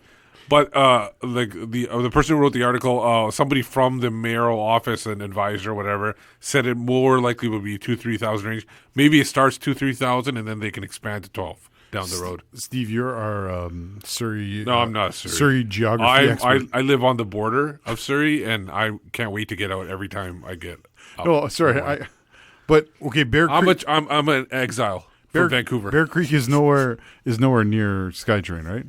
And it's not that far off. Okay. But there was always talk about an expansion, either an LRT down King George this new Highway, mayor which would be right along Bear Creek. But hasn't this new mayor got rid of the whole LRT? Well, it could be a SkyTrain too. They might build now. So the SkyTrain would go to Langley. It wouldn't go to Bear Creek. That's. Oh like I south. can't remember exactly what, but they could do always. There's always express buses that go along that King George Highway. line, so there could be something, an option there, but Yeah, it's nowhere near. At least it would be a stadium option for a CPL team, even if initially. but not at 2,000 or 3,000. No, but Well, you can- like I said, this is modular. You can maybe- this is over years. They talked about it in the article as well. They're talking about this like happening over years. So I don't think it's going to be like tomorrow. There's a stadium. I There'll think be pie in the sky. Yeah. This is not. But this there is is not the kind of announcement I was hoping for from Surrey. Yeah. Well, don't expect very good announcements from Surrey. It has gone very quiet though on the Lower Mainland team. There's more talk whether it's about because everyone's trying to get there's the more new talk league up and running. There's more talk about Montreal. Yeah. right now at this point. Yeah, because in Montreal you have Alex Bunbury, that's all he's focusing on right now. Yeah. My understanding is basically where where some of the people who are looking at future CPL clubs, some of them are already obviously engaged in the league in other ways already, but some of them also now with kind of the investors kind of people, they're all sitting back and they kind of want to see a little bit how things go. So I don't know if that's going to move a lot of potential teams and clubs that were hopeful for 2020. They move them to 2021 because they want to see like a full year of the financials, the quality, the engagement in the communities, the engagement across the country, all that kind of stuff. What the actual sponsorship deals are like with the league, all that's that one kind of the big stuff. things we are still waiting for, of course. So I think there's a bit of again, not holistically necessarily, but I'm pretty sure that there are some people who are waiting now. They're like, let's see what happens before we want to re-engage or dive in or whatever. And then you have the Ottawa Fury who are 5 years was one of the rumours that came out this week. They want to commit to USL for 5 more years. Yeah, they know they can't do that. Says who? I personally think that Montreal team, they talked about it being Laval, which is pretty close but they to also Ottawa. talked about Quebec City as well. Yeah, but they talk about like Laval, which I think is like almost across this like border from Ottawa, if I'm not mistaken. No, that's Gatineau. Is it Gatineau? I can't remember exactly. It's very close. But Montreal and Ottawa are not that far apart. Honestly, they are not that far apart. It's a couple hours. It's yeah, a good 2 rivalry. hours on the bus. I got the bus. Yeah, so if they put a team in Montreal, that will be in direct competition with Ottawa. Oh yeah. Yeah. It's like a team in the Lower Mainland. Direct competition? Oh, direct competition. So you're saying the impact of direct There'll be competition pressure for put the on Fury? Ottawa. Oh, okay. Well, here, a Lower Mainland team, it's like Pacific FC's getting in and getting all the good players, all the local guys. So there's that as well. The longer they leave it, the less chance they get of getting good players here. East Van Pfeiffer's is still on the cards. I'm just waiting to see about the investment. But no, you're right, Michael. There is definitely advantage might not be the right word, but there are some bonuses to being part of the inaugural group. Definitely. And now everyone else will be second or third wave or whatever. But hopefully in a second or third wave. But yeah, hopefully. Yeah. Well, just before we wrap up tonight's show, what did we learn this week? I don't know. I'm not sure. I wasn't paying attention at all during the show. No, well, you're busy pushing your buttons, and we like to try and push your buttons. Not my buttons. It's the soundboard's buttons. That's the same thing. I learned that Leyton Orient scored the most goals than any other 4th Division team in 88-89. Yeah, that's one thing I learned. See, I already knew that. Yeah, so you can't say it. Yeah. I learned that. I learned that AFTN has more writers than some CPL teams have players. That's guaranteed. Most, yeah. Every single CPL team. I think we're into double figures now. The media match, it should just be the media versus AFTN. I'm all for that. I've learned that I'm still waiting for my confirmation that the Caps are sending us to Hawaii. Caleb Wilkins did try the hashtag send Michael to Hawaii. Oh. Sorry about you guys. No, that's okay. Can we? I'll get on that. Supporting it. Hashtag send Michael to Hawaii. Well, I'm going to have to go with you. Oh yeah, you're my. Well, my if wife. I don't need to. You don't need to send Steve to Hawaii because if you go, I go. Oh yeah. I've already pictured you in a hula skirt and like shell bra. I don't know about that. It's not really my look. It is in my head. Okay. I think we should end the show now. Oh my.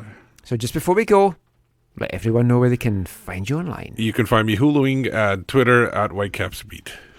For me, it's at Zachary AM, and I'm a part of the Movement Curve Collective. I'm Michael McCall. You can find me reading shellshakers.com.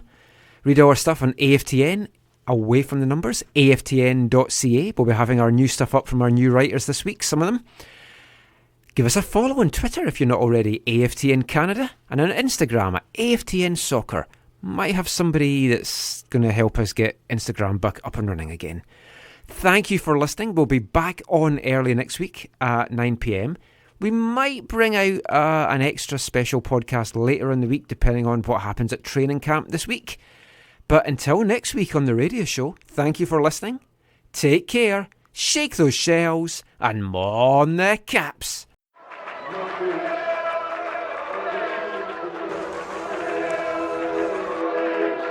Going to your first match is an experience you never forget.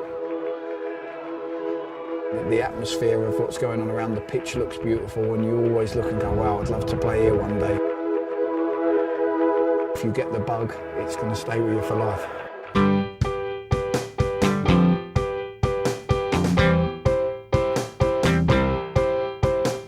10 minutes left. Yeah, but there's still some time. It's not the final score. We need more than the numbers we're given. Show us you live and breathe the game. You're more than a name. That's what we came for. We can bring you more than the score. Every story. Let's take this thing off of the field into the real world, away from the numbers, away from the numbers.